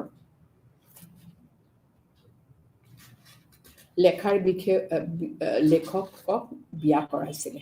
তেওঁ নিজৰ পৰিয়ালৰ সকলোবিলাকক ঘটনা দৰ্শক হৈ পৰিছিল আৰু জীৱনৰ অন্তিম সঞ্চয় তেওঁ মহামতি আকবৰৰ অধীনত পাৰ কৰিছিল। গুলবদনৰ পিতৃ মাতৃ ক্ৰমে বাবৰ আৰু দিলদাৰ বেগম কলা আৰু সাহিত্যৰ প্ৰতি অধিক আকৰ্ষিত আছিল আৰু সেই অনুক্ৰমে গুলবদনে সৰুকালৰ পৰা নিজৰ অসাধাৰণ প্ৰতিভাৰ উমান দিছিলে। গুলবদন বেগমৰ হুমায়ুন নামৰ সৰ্বমুঠ দুটা ভাগত বিভাজিত হৈ আছে। ইয়াৰ প্ৰথম অংশত তেওঁৰ পিতৃ বাবৰৰ জীৱন বৃত্তান্ত সম্পৰ্কে এক আলোকপাত তুলি ধৰিছিলে আৰু তাৰ লগতে বাবৰে আফগানিস্তান আৰু হিন্দুস্তানৰ বিভিন্ন অংশত ঘূৰি ফুৰাৰ সময়ছোৱাৰ কথা সাৱলীলভাৱে উপস্থাপন কৰিছে। অতি সুন্দৰভাৱে তেওঁ নিজৰ পিতৃৰ ঘৰুৱা জীৱনৰ কথা, বিবাহৰ কথা, ল'ৰা ছোৱালী তথা পৰিবাৰৰ লগত থকা সম্পৰ্কৰ কথা তথা আত্মীয় স্বজনৰ লগত থকা তেওঁৰ সুসম্পৰ্কৰ কথা পুংখানুপুংখকৈ ব্যক্ত কৰিছে। গুলবদন বেগমৰ হুমায়ুন নামাৰ দ্বিতীয় অংশটি বৰ্ণনা আৰম্ভ হৈছে হুমায়ুনৰ ৰাজত্বৰ সময়ৰ পৰা। ইয়াত তেওঁ হুমায়ুনৰ ৰাজ্য বিষয়ক অভিযান তথা হিন্দুস্তানৰ ওপৰত তেওঁ পুনৰ বিজয়ৰ কথা সাঙুৰি লোৱা হৈছে। ইয়াৰ উপৰিও তেওঁৰ লিখনিত আন বহুতো ঐতিহাসিক তথ্য দিয়া হৈছে যিবোৰ সমসাময়িক অন্য ৰচনা আৰু গ্ৰন্থত পোৱা নাযায়। ইয়াৰ ভিতৰত অন্যতম আছিল যুদ্ধৰ সময়ত মোগল তিৰোতা হেৰুওৱা কাহিনী, হুমায়ুনৰ বেয়া দিনৰ তিৰোতাসকলৰ ভিন্ন ভূমিকা তথা কাৰ্যৱলীৰ ওপৰতো এক সুন্দৰ বিশ্লেষণ দাঙি ধৰিবলৈ প্ৰয়াস কৰিছে। এই অংশটিত তেওঁ হুমায়ুনৰ ৰাজত্বৰ অৱসান হোৱাৰ কথাও ব্যক্ত কৰিছে। তেওঁ লিপিবদ্ধ কৰা এই কথাবোৰ বা পৰিস্থিতিৰ বিৱৰণ সমসাময়িক অন্য গ্ৰন্থত উপলব্ধ নহয়। সেইকাৰণে এই গ্ৰন্থখন খুব গুৰুত্বপূৰ্ণ বুলি ভাবা গ'ল। সেইবাবে হুমায়ুন নামা গ্ৰন্থখনৰ ঐতিহাসিক গুৰুত্ব সাম্প্ৰতিক প্ৰেক্ষাপটত যে অতি বেছি সেই কথা অনস্বীকাৰ্য। গ্ৰন্থখন আন এক অংশত মোগল আমলত হেৰেমত থকা নাৰীসকলৰ স্থান আৰু পৰিস্থিতিৰ সম্পৰ্কে অতি গভীৰ ৰেখাপাত কৰিছে। প্ৰকৃতপক্ষে ব্যক্ত কৰিবলৈ হ'লে গুলবদন বেগমৰ দ্বাৰা ৰচিত হুমায়ুন নামা গ্ৰন্থখন আছিল ৰাজ পৰিয়াল তথা ৰাজবংশৰ এক ইতিহাস। গ্ৰন্থখনৰ পৰা সমসাময়িক কালচোৱাৰ সামাজিক, ৰাজনৈতিক তথা সাংস্কৃতিক জীৱন কথা অতি সুন্দৰভাৱে জানিব পৰা যায়। তদুপৰি গ্ৰন্থখনে সমসাময়িক সমাজ জীৱনত নাৰীৰ অৱস্থিতি তথা পৰিস্থিতি সম্পৰ্কে জনাত সহায় কৰিছে। লেখক হিচাপে গুলবদন বেগমে প্ৰতিটো কথাত তথ্য ঘটনাকে আঁতিগুৰি মাৰি লিখিবলৈ চেষ্টা কৰা যেন প্ৰতীয়মান হয়, যাৰ ফলত এই বিৱৰণীৰ মৌলিকতা আৰু গ্ৰহণযোগ্যতা নিঃসন্দেহে বৃদ্ধি পোৱা পৰিলক্ষিত হৈছে। বাবৰ নামা আৰু হুমায়ুন নামাৰ দৰে মধ্যযুগৰ ভাৰতবৰ্ষৰ আন এক অন্যতম লিখিত সমল আছিল পাৰ্চী ভাষাত আবুল ফজলৰ ৰচনা কৰা অন্যতম শ্ৰেষ্ঠ গ্ৰন্থ আইনী আকবৰী আৰু আকবৰনামা।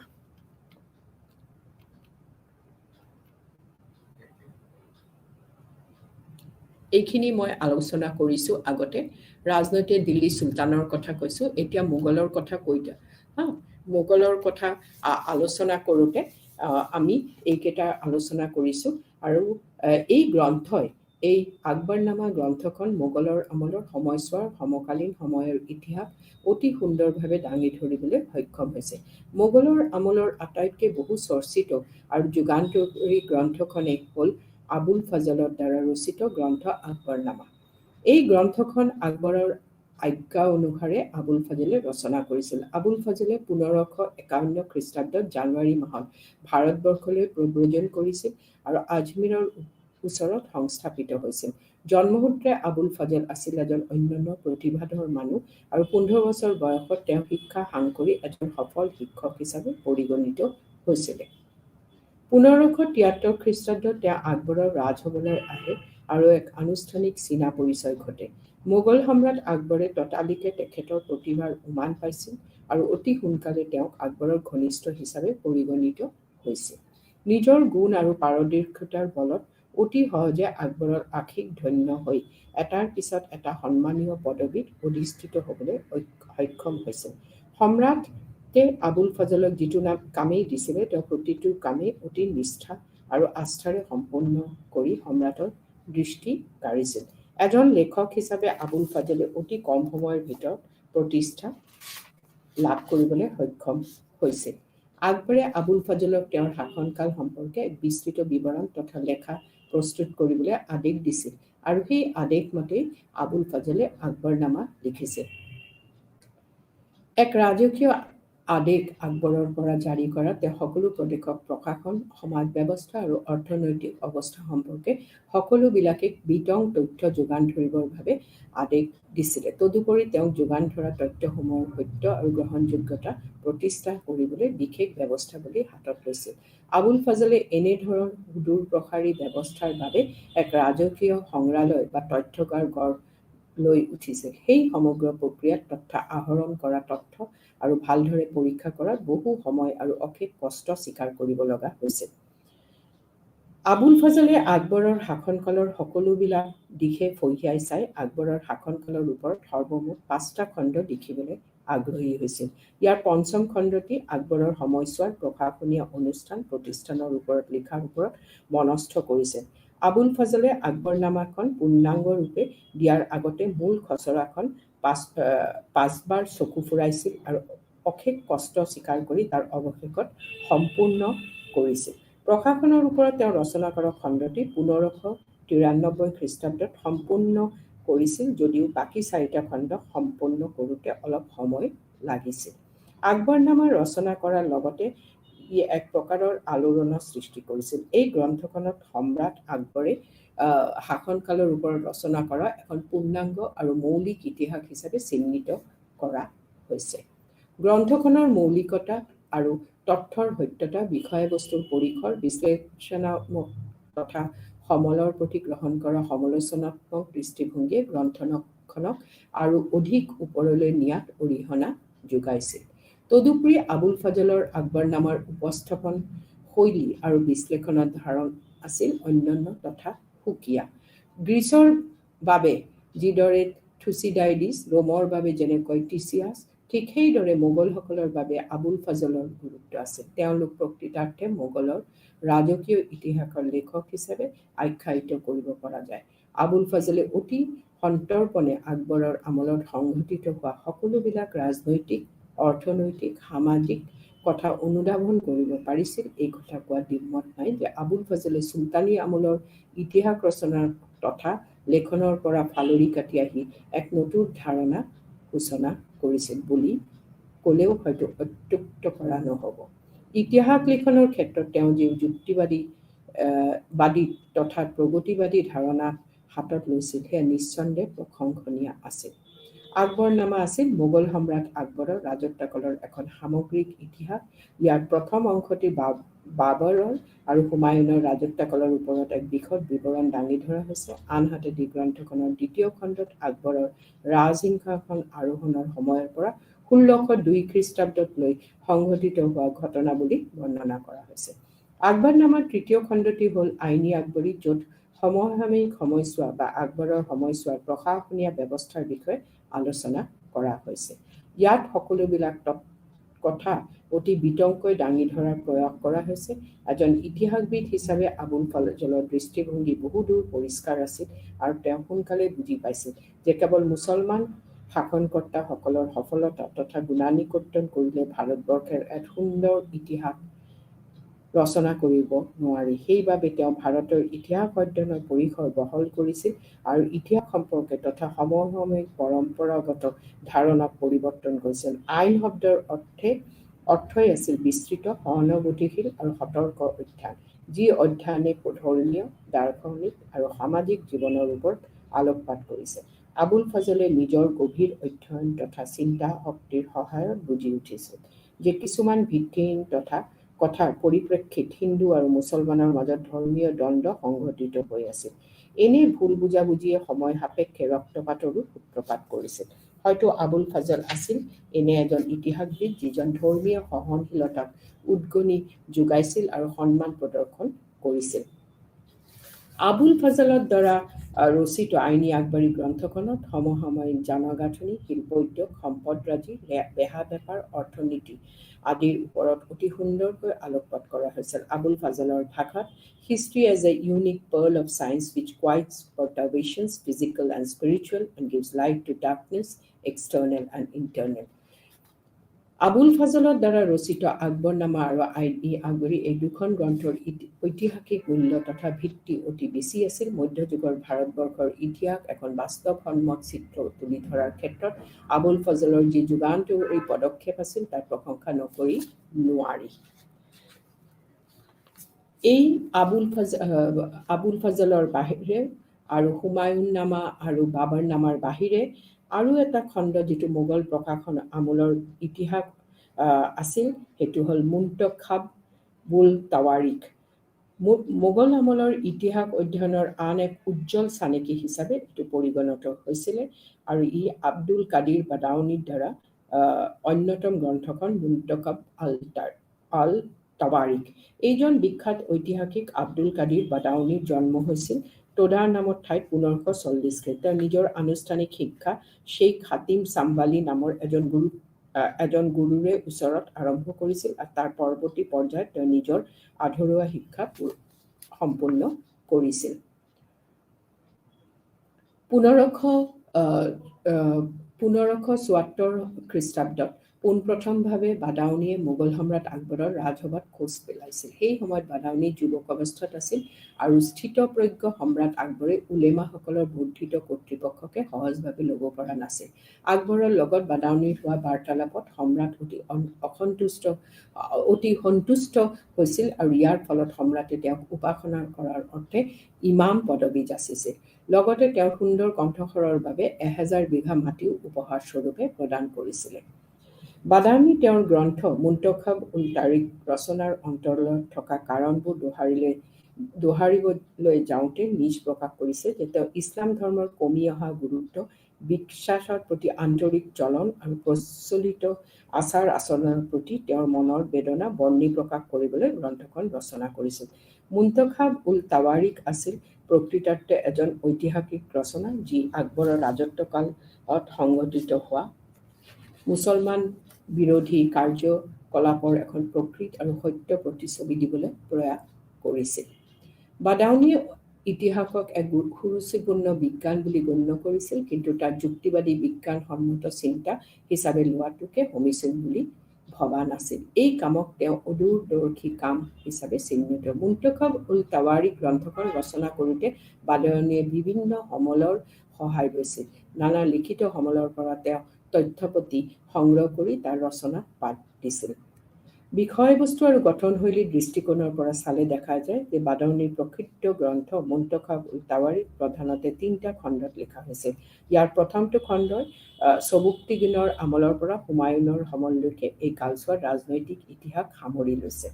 তেওঁ অতি নিয়াৰিকৈ ক্ৰমানুসাৰে সমগ্ৰ ঘটনাৰাজি বৰ্ণনা কৰিবলৈ চেষ্টা কৰিছে, কিন্তু সময় সাপেক্ষে সকলো ৰজাই তেওঁৰ পৰা সমগুৰুত্ব লাভ নকৰাটো তেওঁৰ লিখনিৰ এক ডাঙৰ আঁচোৱা হিচাপে চিহ্নিত হৈছে। তেওঁৰ বিৱৰণীত ডাক বংশ চুলতানৰ বলবনৰ মাত্ৰ 5টা পৃষ্ঠাই দখল কৰিবলৈ সক্ষম হোৱাৰ বিপৰীতে ৰাজনৈতিকভাৱে গুৰুত্বহীন কায়কোবাদৰ দৰে শাসকৰ সফলতাই গ্ৰন্থখনৰ 8 পৃষ্ঠা অধিকাৰ কৰিবলৈ সমৰ্থ হৈছে। সেইকাৰণে বাদাউনিৰ এই গ্ৰন্থখন এটা সমালোচনাৰ বিষয় হৈ পৰিছিলে। বাদাউনিৰ গ্ৰন্থে মুন্তখাব উল তাৱাৰিক এক চকুত পৰা বৈশিষ্ট্য আছিল ইয়াৰ বিষয়বাচক দৃষ্টিভংগী। তেওঁ বিশ্বাস কৰিব লৈছিল যে আকবৰ আৰু আন বহু অনুগামীয়ে ইছলাম ধৰ্মক অৱনমিত কৰিছে। সকলোবিলাক ঐতিহাসিক ঘটনাৰ ওপৰত তেওঁ ব্যক্তিগত মতামত আৰু বিশ্লেষণ মূল বিষয়বস্তুক ঐতিহাসিকতাৰ পৰাই আঁতৰাই আনিছিল। তেওঁ বেছিভাগ বিচাৰ বিশ্লেষণ প্ৰধানকৈ তথ্যগত দিশৰ পৰা কৰিছিল। তেওঁৰ মূল্যবোধৰ বিচাৰ সকলো ক্ষেত্ৰতে আছিল নেতিবাচক, আৱেগপ্ৰৱণ, ধৰ্মীয় আৰু ব্যক্তিগত। এইখিনিৰ বাহিৰেও আৰু কিছুমান পাৰ্চী ইতিহাস লিখনি দেখা গৈছে। তাৰে মাজত আছে তুজুক-ই-জাহাংগীৰী। মোগল আমলৰ সময়ছোৱাত পাৰ্চী ভাষাত ৰচনা এখন অন্যতম গ্ৰন্থ হ'ল মোগল সম্ৰাট জাহাংগীৰৰ শাসনকালত ৰচনা কৰা গ্ৰন্থ তুজুক-ই-জাহাংগীৰী। এই গ্ৰন্থখন আছিল মোগল যুগল তথা মধ্যযুগৰ ভাৰতবৰ্ষৰ ইতিহাসৰ অন্যতম। তুজুক-ই-জাহাংগীৰী আছিল মোগল সম্ৰাট জাহাংগীৰৰ একমাত্ৰ আত্মজীৱনী, যাক জাহাংগীৰনামা নামেৰেও জনা গৈছে। পূৰ্বপুৰুষ বাবৰৰ দৰেই জাহাংগীৰেও পৰম্পৰা ৰক্ষা কৰি পাৰ্চী ভাষাত নিজৰ গ্ৰন্থখন ৰচনা কৰিছিল। তেওঁ নিজৰ ৰাজনৈতিক দিশৰ লগতে সমসাময়িক অন্যান্য দিশবোৰো তন্নতন্নকৈ চাই লিখিবলৈ প্ৰয়াস কৰিছিল। তুজুক-ই-জাহাংগীৰৰ বিষয়ে লিখাৰ পিছত আমি আৰু কিছুমান বস্তু আলোচনা কৰিম, যেনেকুৱাকে মানে কিছুমান মেময়াৰ্ছ, মানে কিছুমান নিজৰ বায়োগ্ৰাফি। সেইটোতো আমি জানো, বাবৰনামা, হুমায়ুন নামাটো বাৰু বেলেগে লিখিছে। তাৰপিছত তুজুক-ই-জাহাংগীৰী, আৰু কিছুমান কথা যেনেকুৱা পাতশ্বাহনামা। মোগল আমলত ৰচিত হোৱা আন এখন অতি লেখতলবীয়া গ্ৰন্থ আছিল সম্ৰাট শ্বাহজাহানৰ ৰাজত্বকালত ৰচনা কৰা পাতশ্বাহনামা গ্ৰন্থখন। মধ্যযুগৰ ভাৰতবৰ্ষৰ অতি সুন্দৰ বৰ্ণনা থকা এই গ্ৰন্থখন পাৰ্চী ভাষাত সম্ৰাটৰ আদেশ মৰ্মে ৰচনা কৰা হৈছিল আৰু ইয়াত ৰচয়িতা আছিল শ্বাহজাহানৰ ৰাজসভাৰ এজন অতি বিদগ্ধ পণ্ডিত আব্দুল হালিম লাহোৰী। সম্ৰাট শ্বাহজাহানে তেওঁৰ শাসনকালৰ অষ্টমটো বছৰত ইতিহাস ৰচনা কৰিবৰ বাবে আদেশ জাৰি কৰি এই আদেশক শিৰোগাত কৰি অৱশেষত 1648 খ্ৰীষ্টাব্দত আব্দুল আহমেদ লাহোৰীয়ে পাতশ্বাহনামা ৰচনাৰ কাম সমাপ্ত কৰে। এই গ্ৰন্থখন সৰ্বমুঠ দুটা ভাগত বিভাজিত আৰু এই দুইটা ভাগত শ্বাহজাহানৰ ৰাজত্বকালৰ বিভিন্ন ঘটনা প্ৰবাহক সাঙুৰি লোৱা হৈছে। গ্ৰন্থখনত সমসাময়িক আৰ্থ-সামাজিক, ৰাজনৈতিক, সাংস্কৃতিক তথা ধৰ্মীয় দিশৰ বৰ্ণনা সচিত্ৰকৈ তুলি ধৰিবলৈ প্ৰয়াস কৰা হৈছে। গ্ৰন্থখনৰ পাতনিতে জ্যামিতিক শৈলীৰ পাৰ্চী সূৰ্য, যাক জনপ্ৰিয়ভাৱে চামচা বুলি কোৱা হয়, তাৰ প্ৰতিচ্ছবি অংকিত কৰা হৈছে। ইয়াৰ পৰা অনুমান কৰিব পৰা যায় যে এই গ্ৰন্থখন সম্পূৰ্ণৰূপে ৰাজকীয় পোষকতা আৰু অনুপ্ৰেৰণাত ৰচনা কৰা হৈছিল। আৰু মধ্যযুগৰ ইতিহাসৰ ভাৰতবৰ্ষৰ ইতিহাস ৰচনাৰ ক্ষেত্ৰত সাহিত্যিক সমলবিলাকৰ ভূমিকা অপৰিসীম আছিল। মোগলসকলৰ আমলত ৰাজকীয় পোষকতাৰ উৎসাহ তথা আদেশৰ ফলশ্ৰুতিত কিছুমান জীৱনী আৰু আত্মজীৱনী গ্ৰন্থ ৰচনা হৈছিলে, যিটো আমি মেময়াৰ্ছ বুলি কওঁ। ইয়াৰ ভিতৰত পাৰ্চী ভাষাত ৰচনা কৰা গ্ৰন্থসমূহৰ অৱদান আছিল অপৰিসীম। মোগল যুগৰ ভাৰতবৰ্ষৰ সমসাময়িক আৰ্থ-সামাজিক, ৰাজনৈতিক, ধৰ্মীয় আৰু সাংস্কৃতিক দিশৰ বিষয়ে এনেদৰে লিখিত গ্ৰন্থবিলাক গুৰুত্বপূৰ্ণ বৰঙণি আগবঢ়াইছিল।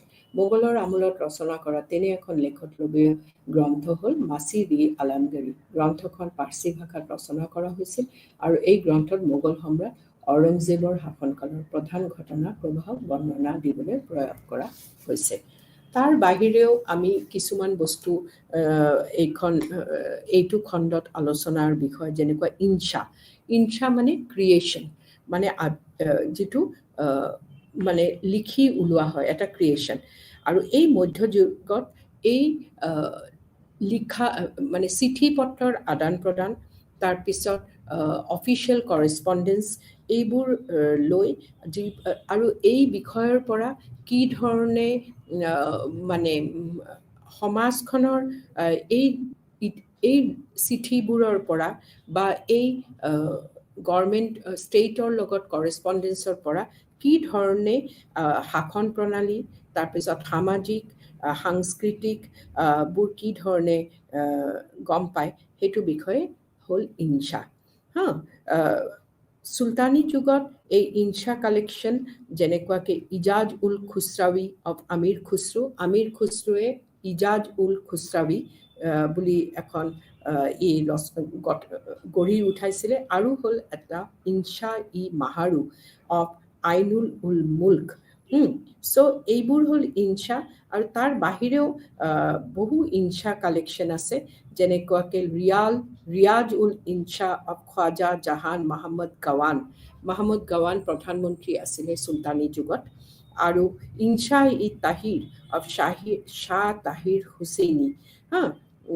আৰু চুলতানী যুগত এটা ছেপাৰেট ডিপাৰ্টমেণ্ট আছিলে, দিৱানী-ই-ইনচা। মই যেতিয়া চুলতানী আমলৰ শাসন ব্যৱস্থা পঢ়াইছিলোঁ, তেতিয়া মই দিৱানী-ইনচাৰ বিষয়ে কথা পাতিছিলোঁ, চাগে মনত আছে। আৰু এই ইনচাবোৰ, এই কালেকশ্যনছবোৰ আমিৰ খুছৰৰ আছিলে আৰু বেলেগ বেলেগ লেখকৰ আছিলে। তাৰ বাহিৰেও এইখিনি সময়ৰ ইতিহাস লিখাৰ প্ৰণালীৰ বিষয়ে যদি আমি আলোচনা কৰিব লাগে, তাতে আৰু কিছুমান আছে, যেনেকুৱা অফিচিয়েল ডকুমেণ্ট, যেনেকুৱা ফাৰমেন জাৰি কৰিছে, তাৰপিছত নিশান্স জাৰি কৰিছে, পাৰৱানাছ, যে ৰজা চুলতানে বা মোগল সম্ৰাটে তেওঁৰ তলৰ মানুহখিনিক কিছুমান বস্তু তেওঁ জাৰি কৰিছিলে। আৰু সেই জাৰি কৰা ডকুমেণ্টছবোৰ, এইবোৰ কিছুমান সুন্দৰ তথ্য হিচাপে পিছলৈ তেওঁলোকক প্ৰয়োজন হৈছিলে, যেনেকুৱা ফাৰমান, নিশান, পাৰৱানা, হাছাব-উল-হুকুম, তাৰপিছত দাস্তুৰ-উল-আমাল। এইবোৰ হ'ল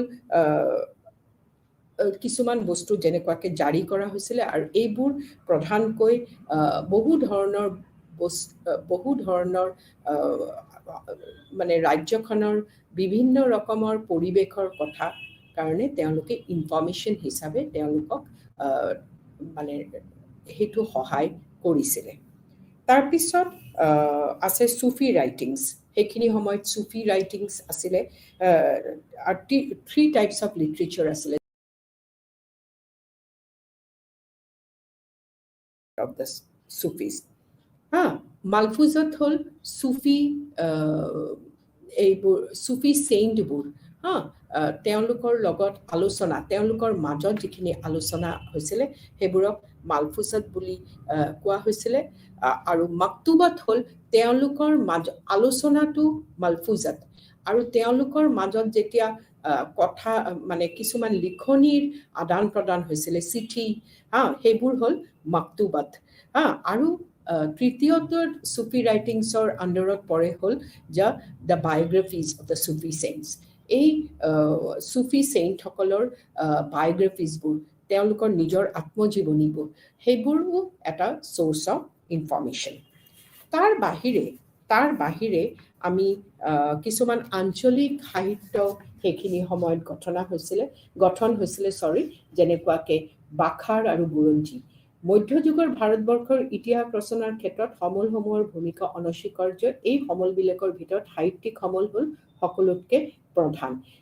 এটা জাতীয় সাহিত্য হ'ল এখন দেশ, সমাজ তথা জাতিৰ এক দাপোন। সেইটোতো আমি আগতেই কৈছোঁ। ভাৰতবৰ্ষৰ ইতিহাসৰ চৰ্চাৰ দিশটোত এক নতুন মাত্ৰা লাভ কৰিছিলে সাহিত্যৰ দ্বাৰা। মধ্যযুগৰ ভাৰতবৰ্ষত আঞ্চলিক ভাষাত সাহিত্য ৰচনা কৰাৰ পৰম্পৰাক আৰু অধিক ওপৰলৈ নিছিল বাখাৰ আৰু বুৰঞ্জীসমূহৰ ৰচনা। ইয়াৰ বাখাৰ সাহিত্য শৈলীৰ সৃষ্টি হৈছিল মহাৰাষ্ট্ৰত। বাখাৰ আছিল মহাৰাষ্ট্ৰৰ পৰা, অ'কে। আৰু বুৰঞ্জী সাহিত্যৰ সৃষ্টিৰ কেন্দ্ৰবিন্দু আছিল অসম। মই এই বিষয়ে এইকাৰণেই আলোচনা কৰিছোঁ কিয় বুৰঞ্জীটো আমাৰ আহোম ৰজাসকলৰ সাহিত্য, তেওঁলোকৰ ইতিহাস লিখন প্ৰণালী। আৰু আমি অসমৰ পৰা যিহেতুকে এইটো বস্তু অসমীয়া ভাষাত আমি যিহেতুকে এটা আলোচনাৰ মাধ্যম, তেতিয়া আমি বুৰঞ্জীৰ বিষয়ে কোৱাটো এটা খুব গুৰুত্বপূৰ্ণ কথা। আৰু ইয়াৰ বাখাৰ সাহিত্যৰ সৃষ্টিটো আমি ক'লোৱে যে এইটো মহাৰাষ্ট্ৰৰ পৰা।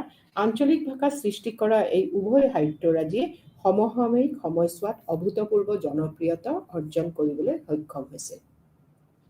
মাৰাঠাসকলৰ ইতিহাস অধ্যয়ন আৰু চৰ্চা কৰিবৰ বাবে একোজন ইতিহাসৰ ছাত্ৰই ইতিহাস বিজড়িত বাখৰসমূহৰ সহায় ল'ব পাৰে।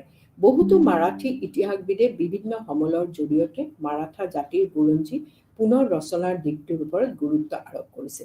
তাৰ ভিতৰত অন্যতম আছিল ক্ৰমে কাশীনাথ চানে, ৰাজৱাডে খাৰে ইত্যাদি। ঊনবিংশ শতিকাত কাশীনাথ চানে বিভিন্ন ৰাজকীয় চিঠিপত্ৰ, তথ্য সমৃদ্ধ লেখা তথা বাখৰসমূহৰ প্ৰকৃত মূল্যাংকন কৰি তাক ৰচনা কৰিছিলে। এনেদৰে মাৰাঠাসকলৰ ইতিহাস ৰচনা চিন্তা এক অনন্য মাত্ৰা অৰ্জন কৰিছিল বুলি ভাবিবৰ থল আছে। অন্যহাতেদি মধ্যযুগৰ অসমৰ ইতিহাস ৰচনা আৰু প্ৰণয়নৰ ক্ষেত্ৰত বুৰঞ্জী সাহিত্যৰ ভূমিকা কোনো প্ৰকাৰে আমি ওলাই কৰিব নোৱাৰোঁ। সমসাময়িক বুৰঞ্জীবিলাকত অসমৰ আৰ্থ-সামাজিক, ৰাজনৈতিক, সাংস্কৃতিক আৰু ধৰ্মীয় দিশৰ অদ্যপান্ত বৰ্ণিত হৈছিল। ৰাজকীয় আদেশত ৰচনা কৰা এই বুৰঞ্জীসমূহ আছিল অসমৰ ইতিহাস ৰচনা আৰু প্ৰণয়নৰ ক্ষেত্ৰত এক অতি লেখত ল'বলগীয়া সমল। লিখিত সমল হিচাপে মধ্যযুগৰ অসমত বুৰঞ্জীসমূহৰ গুৰুত্ব লেখত ল'বলগীয়া। বুৰঞ্জী সাহিত্যৰ লেখনি তথা শৈলীয়ে ভাৰতবৰ্ষত তথা অসমত এক নতুন আঞ্চলিক ইতিহাস ৰচনাৰ ধাৰা প্ৰতিফলিত কৰিছে। মাৰাঠা ইতিহাস ৰচনাৰ সমল হিচাপে মাৰাঠা ৰজাসকলে শাসন কৰা সময়ৰ পৰা ৰচনা কৰা বিভিন্ন সমলৰ সহায় ল'ব পৰা যায়। বাখাৰ আৰু বুৰঞ্জী বিষয়ে আমি এইখিনি আলোচনা কৰিছোঁ। আৰু বাখাৰৰ আমি কেইটামান নাম দিম, যেনেকৈ সভাসদ বাখাৰ। সভাসদ বাখাৰ হ'ল মাৰাঠা ইতিহাস ৰচনা কৰাৰ এক অতি লেখত ল'বলগীয়া সাহিত্যিক সমল। তাৰপিছত আছিল চিটনিছ বাখাৰ, হ'ল বাখাৰৰ আন এক উল্লেখযোগ্য ভাগ। বাখাৰৰ কেইবাটাও ভাগ আছে, তাৰে মাজত চিটনিছ বাখাৰ, সভাসদ বাখাৰ। আৰু এটা আছে চিত্ৰগুপ্ত বাখাৰ। কোলহাপুৰৰ শাসনকৰ্তা ছত্ৰপতি চাম্বুজীয়ে চিত্ৰগুপ্তক এখন বাখৰ ৰচনা কৰিবলৈ আদেশ জাৰি কৰিছিলে আৰু সেইটো চিত্ৰগুপ্ত বাখৰ হিচাপে ওলাইছিলে। তাৰপিছত আছিলে শিৱাদিগ্বিজয় বাখৰ। বালাজী আভাজীৰ পুত্ৰ খাণ্ডু বাল্লালে 1718 খ্ৰীষ্টাব্দত ৰচনা কৰা বাখৰ নামটো আছিল শিৱাদিগ্দ বাখৰ। আৰু এটা আছিলে শ্বেতগাঁওকাৰ বাখৰ। সেইটো আৰু এটা ভাগ। আৰু আছে চন্দ্ৰৰাও মোৰে বাখৰ, তাৰপিছত শ্ৰেষ্ঠী বাখৰ, তাৰপিছত পেশৱা বাখৰ, শাহু বাখৰ, ভাও চাহেব বাখৰ, তাঞ্জোৰ বাখৰ। আৰু এই হ'ল গোটেইকেইটা বাখৰৰ বিভিন্ন ৰকমৰ কেটেগৰী। তাৰপিছত আমি বুৰঞ্জী সাহিত্যৰ কথা অলপ কওঁ যে আহোম সকলে যিহেতু চীন দেশৰ মাংলুং প্ৰদেশৰ পৰা আহিছিল, গতিকে তেওঁলোকৰ ভাষা আছিল টাই হৈছিল। কিন্তু লাহে লাহেকে আহোমসকলে অসমত আহি থাকিব যেতিয়া ধৰিলে, তেওঁলোকে অসমীয়া ভাষাৰ প্ৰতিও আকৃষ্ট হ'ল। আৰু অকল আকৃষ্টই হোৱা নাই, আৰু তেওঁলোকে তাতে অসমীয়া ভাষাত ৰচনা কৰাৰ পৰম্পৰাটো আৰম্ভ কৰিছিলে। আৰু সেই বুৰঞ্জীবোৰত আমি ৰাজনৈতিক, সামাজিক বহু ধৰণৰ বিষয়ে আমি জানিব পাৰোঁ এই বুৰঞ্জী। আৰু আহোমসকলে প্ৰথমৰ পৰা তেওঁলোকৰ এটা ঐতিহাসিক মানসিকতা আছিল, যাৰ বাবে তেওঁলোকে বুৰঞ্জী ৰচনা কৰাৰ এক পৰিকল্পনা তথা পৰম্পৰা সূচনা কৰিছিলে। তাৰ লগতে এই কথাও স্বীকাৰ কৰিব লাগিব যে সকলোবিলাক বুৰঞ্জী সম্পূৰ্ণ শুদ্ধ তথা সম্পূৰ্ণও নহয়। কিছুমান আধাতে, আৰু বুৰঞ্জীবোৰ বেলেগ বেলেগ ক্লাছিফিকেশ্যন, যেনেকুৱাকৈ আহোমসকলৰ বিষয়ে যেনেকুৱাকৈ বেলেগ বেলেগ ক্লান আছিলে, তেনেকুৱা বিষয়ে বুৰঞ্জীও বিভিন্ন ৰকমৰ ক্লানৰ বিভিন্ন, যেনেকুৱা তুংখুংগীয়া বুৰঞ্জী, তাৰপিছত আছে আহোম বুৰঞ্জী। এই বুৰঞ্জীবিলাক দৰাচলতে হৈছে একোখন দাপোন, য'ত সমসাময়িক সামাজিক, ৰাজনৈতিক, অৰ্থনৈতিক, সাংস্কৃতিক, ধৰ্মীয় আদি অৱস্থাৰ এখন বাস্তৱসন্মত চিত্ৰ আমি পাব পাৰোঁ। আৰু এটা হ'ল যেনেকুৱাকৈ প্ৰাক আধুনিক যুগত ভাৰতবৰ্ষৰ সম্পৰ্কে এক সম্যক ধাৰণা লাভ কৰিবৰ অৰ্থে সমলবিলাক গুৰুত্ব এনেকুৱা এটা মধ্য হ'ল যে বেনাৰসী দাসৰ অৰ্ধথাংছ। বেনাৰসী দাস দ্বাৰা ৰচিত অন্যতম গ্ৰন্থ অৰ্ধথাংছ। ই আছিল তৃতীয় পুৰুষৰ দ্বাৰা ৰচিত এক আত্মজীৱনীমূলক কাব্য। আমি সময়ৰ নাটনিত আমি চব বস্তু অলপ চমুকৈ কৈ গৈছোঁ। ছাত্ৰ ছাত্ৰীসকলে বিভিন্ন ৰকমৰ কিতাপ পাব, আৰু তাতে তেওঁলোকে আৰু বিশদভাৱে আলোচনাবোৰ চাব পাৰে। যেনেকুৱা বেনাৰসী দাস মূলতঃ এজন জৈন ধৰ্মী লোক আছিল, আৰু তেওঁ এই অৰ্ধথাংছ গ্ৰন্থ ৰচনা কৰিছিলে। আৰু তাতে বহু বস্তু, আৰু এইটো জৈন ধৰ্মীয় বহুতো মূল্যৱান গ্ৰন্থ বুলি অভিহিত কৰিব পাৰি।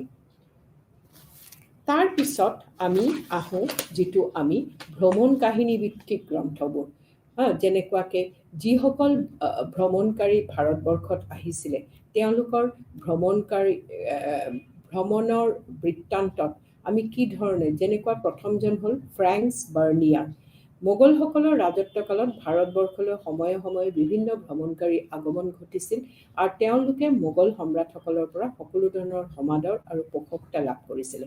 আৰু স্বাভাৱিকতে তেওঁলোকে ইয়াতে প্ৰশংসা লাভ কৰি তেওঁলোকে ইয়াতে থাকি বিভিন্ন ৰকমৰ গ্ৰন্থ তেওঁলোকৰ ভ্ৰমণকালৰ কিছুমান গ্ৰন্থ তেওঁলোকে ৰচনা কৰি গৈছে। মোগল ৰাজসভাত কটোৱা কালছোৱাত বাৰ্নিয়াৰে ৰচনা কৰা তেওঁৰ জীৱনৰ এখন অন্যতম গ্ৰন্থ আছিল travels in the Mughal empire. আৰু এই গ্ৰন্থখন বিশেষকৈ ঔৰংজেবৰ সময়কালৰ।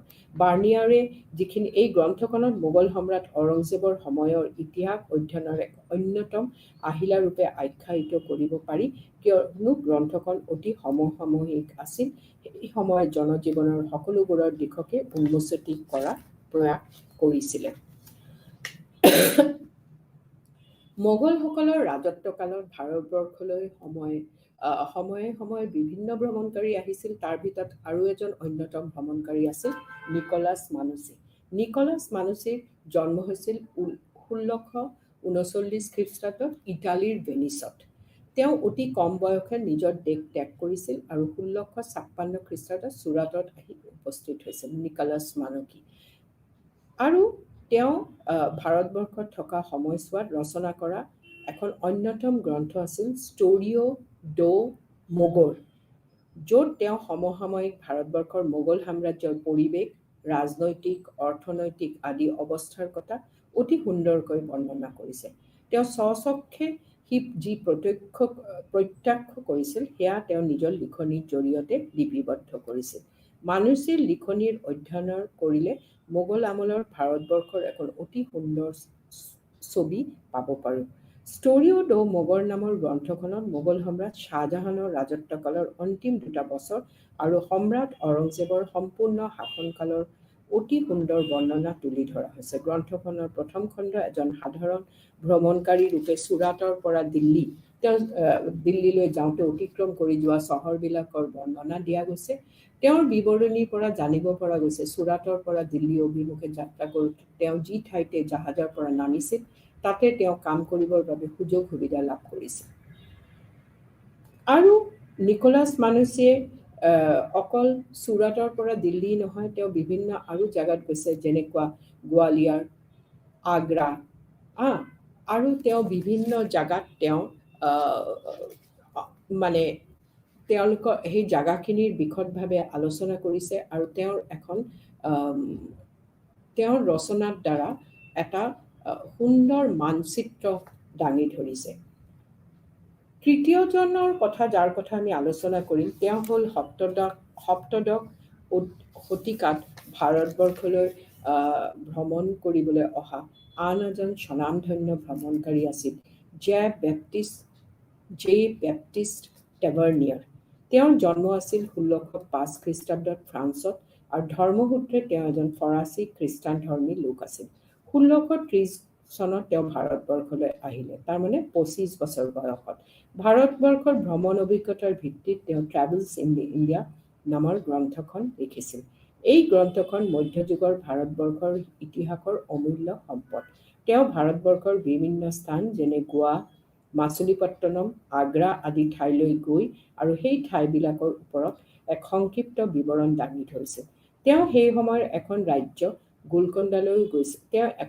গোলকণ্ডালৈও গৈছিল, য'ত বহুতো মূল্যৱান মণি, মুকুতা তথা পাথৰৰ সন্ধান লাভ কৰিছিল। টেভাৰ্নিয়াৰৰ নিজৰ ভ্ৰমণৰ বৃত্তান্তৰ সমান্তৰলৈকে ভাৰতবৰ্ষত সমসাময়িক সময়ছোৱাত উপলব্ধ আপুৰুগীয়া মণি মুকুতাৰ কথাও বৰ্ণনা কৰিছে। টেভাৰ্নিয়াৰৰ বিৱৰণকাৰীৰ পৰা সমসাময়িক ভাৰতবৰ্ষৰ বাণিজ্যিক অৱস্থাৰ বিষয়ে জানিব পাৰি। তেওঁ ভাৰতবৰ্ষৰ মাদ্ৰাছলৈও গৈছিল আৰু মাদ্ৰাছৰ পৰা তেওঁ গণ্ডকৈতা নামৰ ঠাইলৈ গৈছিল, য'ত তেখেতে ঔৰংজেবৰ সেনাপতি মীৰ জুমলাক লগ পাইছিল। তাৰ পৰা তেওঁ গোলকণ্ডালৈ গৈছিল। গোলকণ্ডাত অলপ দিন অতিবাহিত কৰাৰ পিছত তেওঁ চুৰাটলৈ যাত্ৰা কৰে। তেওঁ ভাৰতৰ বিভিন্ন জাগাত যাত্ৰা কৰিছিল। তেওঁৰ বৰ্ণনাৰ পৰা জানিব পৰা গৈছে যে গোলকণ্ডা এখন বাণিজ্যিকভাৱে চহকী চহৰ আছিল আৰু ব্যৱসায় বাণিজ্যৰ সম্প্ৰসাৰণৰ বাবে ই অতি চহকী হৈ পৰিছিল। তদুপৰি তেওঁ ভ্ৰমণকাৰীসকলৰ নিৰাপত্তাৰ বাবে গ্ৰহণ কৰা যাৱতীয় সুৰক্ষামূলক ব্যৱস্থাৰ কথাও উল্লেখ কৰিছে। সেই সময়ত মধ্য ভাৰতৰ অঞ্চলবিলাকত ঠগাসকলৰ আধিপত্য আছিল ঠগসকলৰ, আৰু তেওঁলোকে ভ্ৰমণকাৰীসকলৰ যাত্ৰাৰ সময়ত নানান অসুবিধাৰ সৃষ্টি কৰিছিলে। আৰু সেইষাৰ কথাও জে বেপ্টিষ্ট টেভাৰ্নিয়ে লিখি থৈ গৈছে। বহু ক্ষেত্ৰত ভ্ৰমণকাৰীসকলক লুটপাট কৰিছিল এই ঠগসকল আৰু কেতিয়াবা হত্যাও কৰিছিল। ভ্ৰমণকাৰীসকল নিজৰ ভ্ৰমণ সময়ছোৱাত দলঙৰ অসুবিধাৰ সন্মুখীন হৈছিল, যাৰ বাবে তেওঁলোকে বাঁহৰ সহায় ল'বলগীয়া হৈছিলে। তেওঁ নিজৰ বিৱৰণত মধ্যযুগৰ অসমৰ কথাও উল্লেখ কৰিছিলে। তেওঁ মীৰ জুমলাৰ অসম আক্ৰমণৰ কথা অতি সুন্দৰভাৱে বৰ্ণনা কৰিছে।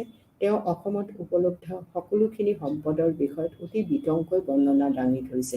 তদুপৰি অসমৰ ৰাজনৈতিক, অৰ্থনৈতিক, সামাজিক আদি ব্যৱস্থাৰ বিষয়েও আলোকপাত কৰিবলৈ প্ৰয়াস কৰিছে। আমি যদি ফৰেইন ট্ৰেভেলাৰ্ছ একাউণ্ট চাওঁ, তেনেহ'লে এই আমি প্ৰধানকৈ তিনিজনৰ কথা আলোচনা কৰিম। এজন হ'ল জে বেপ্টিষ্ট টেভেনিয়াৰ, এজন হ'ল নিকলাছ মানুকি আৰু এজন হ'ল ফ্ৰান্সিছ বাৰ্নিয়াৰ। কিন্তু তাৰ বাহিৰেও কিছুমান জগ্ৰাফাৰ, কিছুমান মানে ভূগোলৰ মানে ভূগোলৰ ৰিচাৰ্চ কৰা মানুহ ভাৰতবৰ্ষত আহিছিলে। যেনেকুৱাকৈ তেওঁলোকেও ভাৰতবৰ্ষৰ কথা বহুত ধৰণে লিখি থৈ গৈছে। কিছুমান নাম মই এতিয়া গাই দি আছোঁ, যেনেকুৱা আল মাছদি, ইবন খুৰ্দাজ বি, কিতাব উল মাছালিক, সুলেমান তাজিৰ, তেওঁ লিখিছে আকবৰ উল উছ সিন্ধ ৱাল হিন্দ, আল ইস্তাকাৰী, যোনে 951 চনত ভাৰতবৰ্ষত আহিছিলে, আৰু তেওঁ লিখাৰ পৰা আমি বহুতো ভাৰতবৰ্ষৰ কথা জানিব পাৰোঁ। আৰু ইবান হকাল, যোনে কিতাব সুৰাত আল আৰ্জ, আৰু এইসকল লিখনিৰ পৰা আমি বিভিন্ন ভাৰতবৰ্ষৰ মানচিত্ৰটোৰ প্ৰতি অৱগত হওঁ। আৰু তাৰপিছত আল-বিৰুনি, যোনে চুলতান মাহমুদ অফ গাজনীৰ লগত আহিছিলে, আৰু তেওঁৰ ৰচনা গ্ৰন্থ কিতাবুল হিন্দ, তেওঁ ভাৰতবৰ্ষত এটা বহু ধৰণৰ কথা লিখি গৈছে। তাৰ বাহিৰে আছে আল উমাৰী, তেওঁ ভাৰতবৰ্ষ কেতিয়াও অহা নাই, কিন্তু তেওঁ এখন ৰচনা গ্ৰন্থ লিখিছিলে ভিত্তি কৰি বেলেগ যিসকল ভ্ৰমণকাৰী আহিছিলে তেওঁলোকৰ সহায়ত। আৰু সেই গ্ৰন্থখনৰ নাম হ'ল মাছালিক উল আবছাৰ ফি মামালিক ইল আমছাৰ। তাৰপিছত আৰু মোগলৰ ৰাজত্বকালত বহু ইউৰোপীয় আহিছিলে, যেনেকুৱা আমি টেভাৰ্নিয়াৰৰ কথা কৈছোঁ, তাৰপিছত বাৰ্নিয়াৰৰ কথা কৈছোঁ, মানচিৰ কথা কৈছোঁ। কিন্তু তাৰ বাহিৰেও আৰু আছে, যেনেকুৱা ফাদাৰ মনচেৰেট, পেলচাৰ্ট, ছাৰ থমাছ ৰো, কিছুমানে তাৰপিছত কিছুমানে আকবৰৰ 8th দৰবাৰত তেওঁলোকে স্থান পাইছিলে।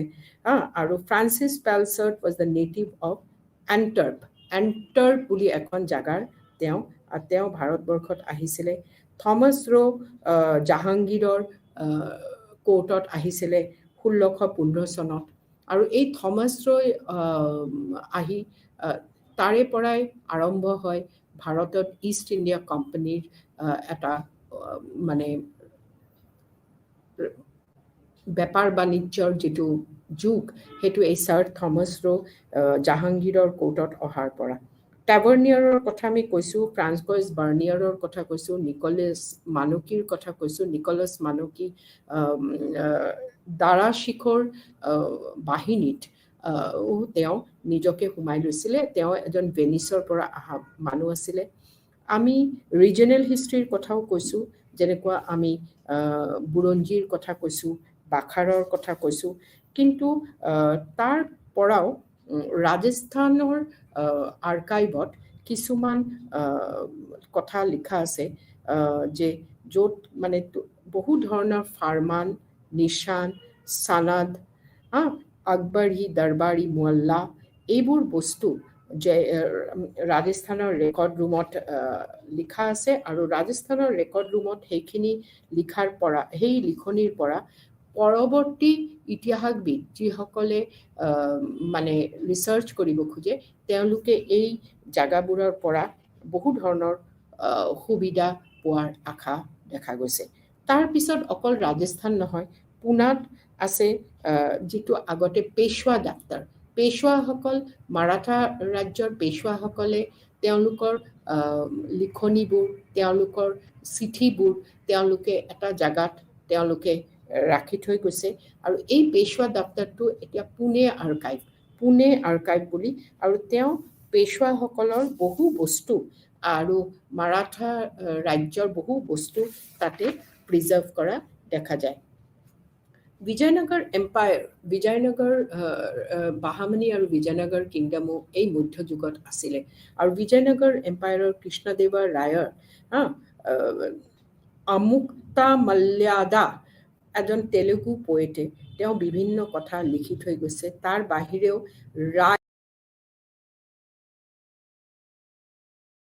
কামু, স্থানাপতি নায়নী বিশ্বনাথ নায়কা তেওঁ লিখি থৈ গৈছে। এইবোৰ হ'ল চব আঞ্চলিক ইতিহাস। এতিয়া আমি গোটেইখিনি লগ লগাই এটাই বস্তু বুজি পাইছোঁ যে এই গোটেই ইতিহাস লিখন প্ৰণালী আজি আঞ্চলিকতে হওক বা মোগলৰে হওক বা চুলতানী আমলৰে হওক, আমি বহু বস্তুৰ এটা জ্ঞান পালোঁ। আৰু এটা কথা, এই মোগল সম্ৰাটসকল আৰু চুলতানী ৰজাসকল তেওঁলোকে তেওঁলোকৰ লিখনিৰ দ্বাৰা বহু বস্তু আমাৰ পৰৱৰ্তী ছাত্ৰ ছাত্ৰীৰ কাৰণে থৈ গৈছে। Thank you.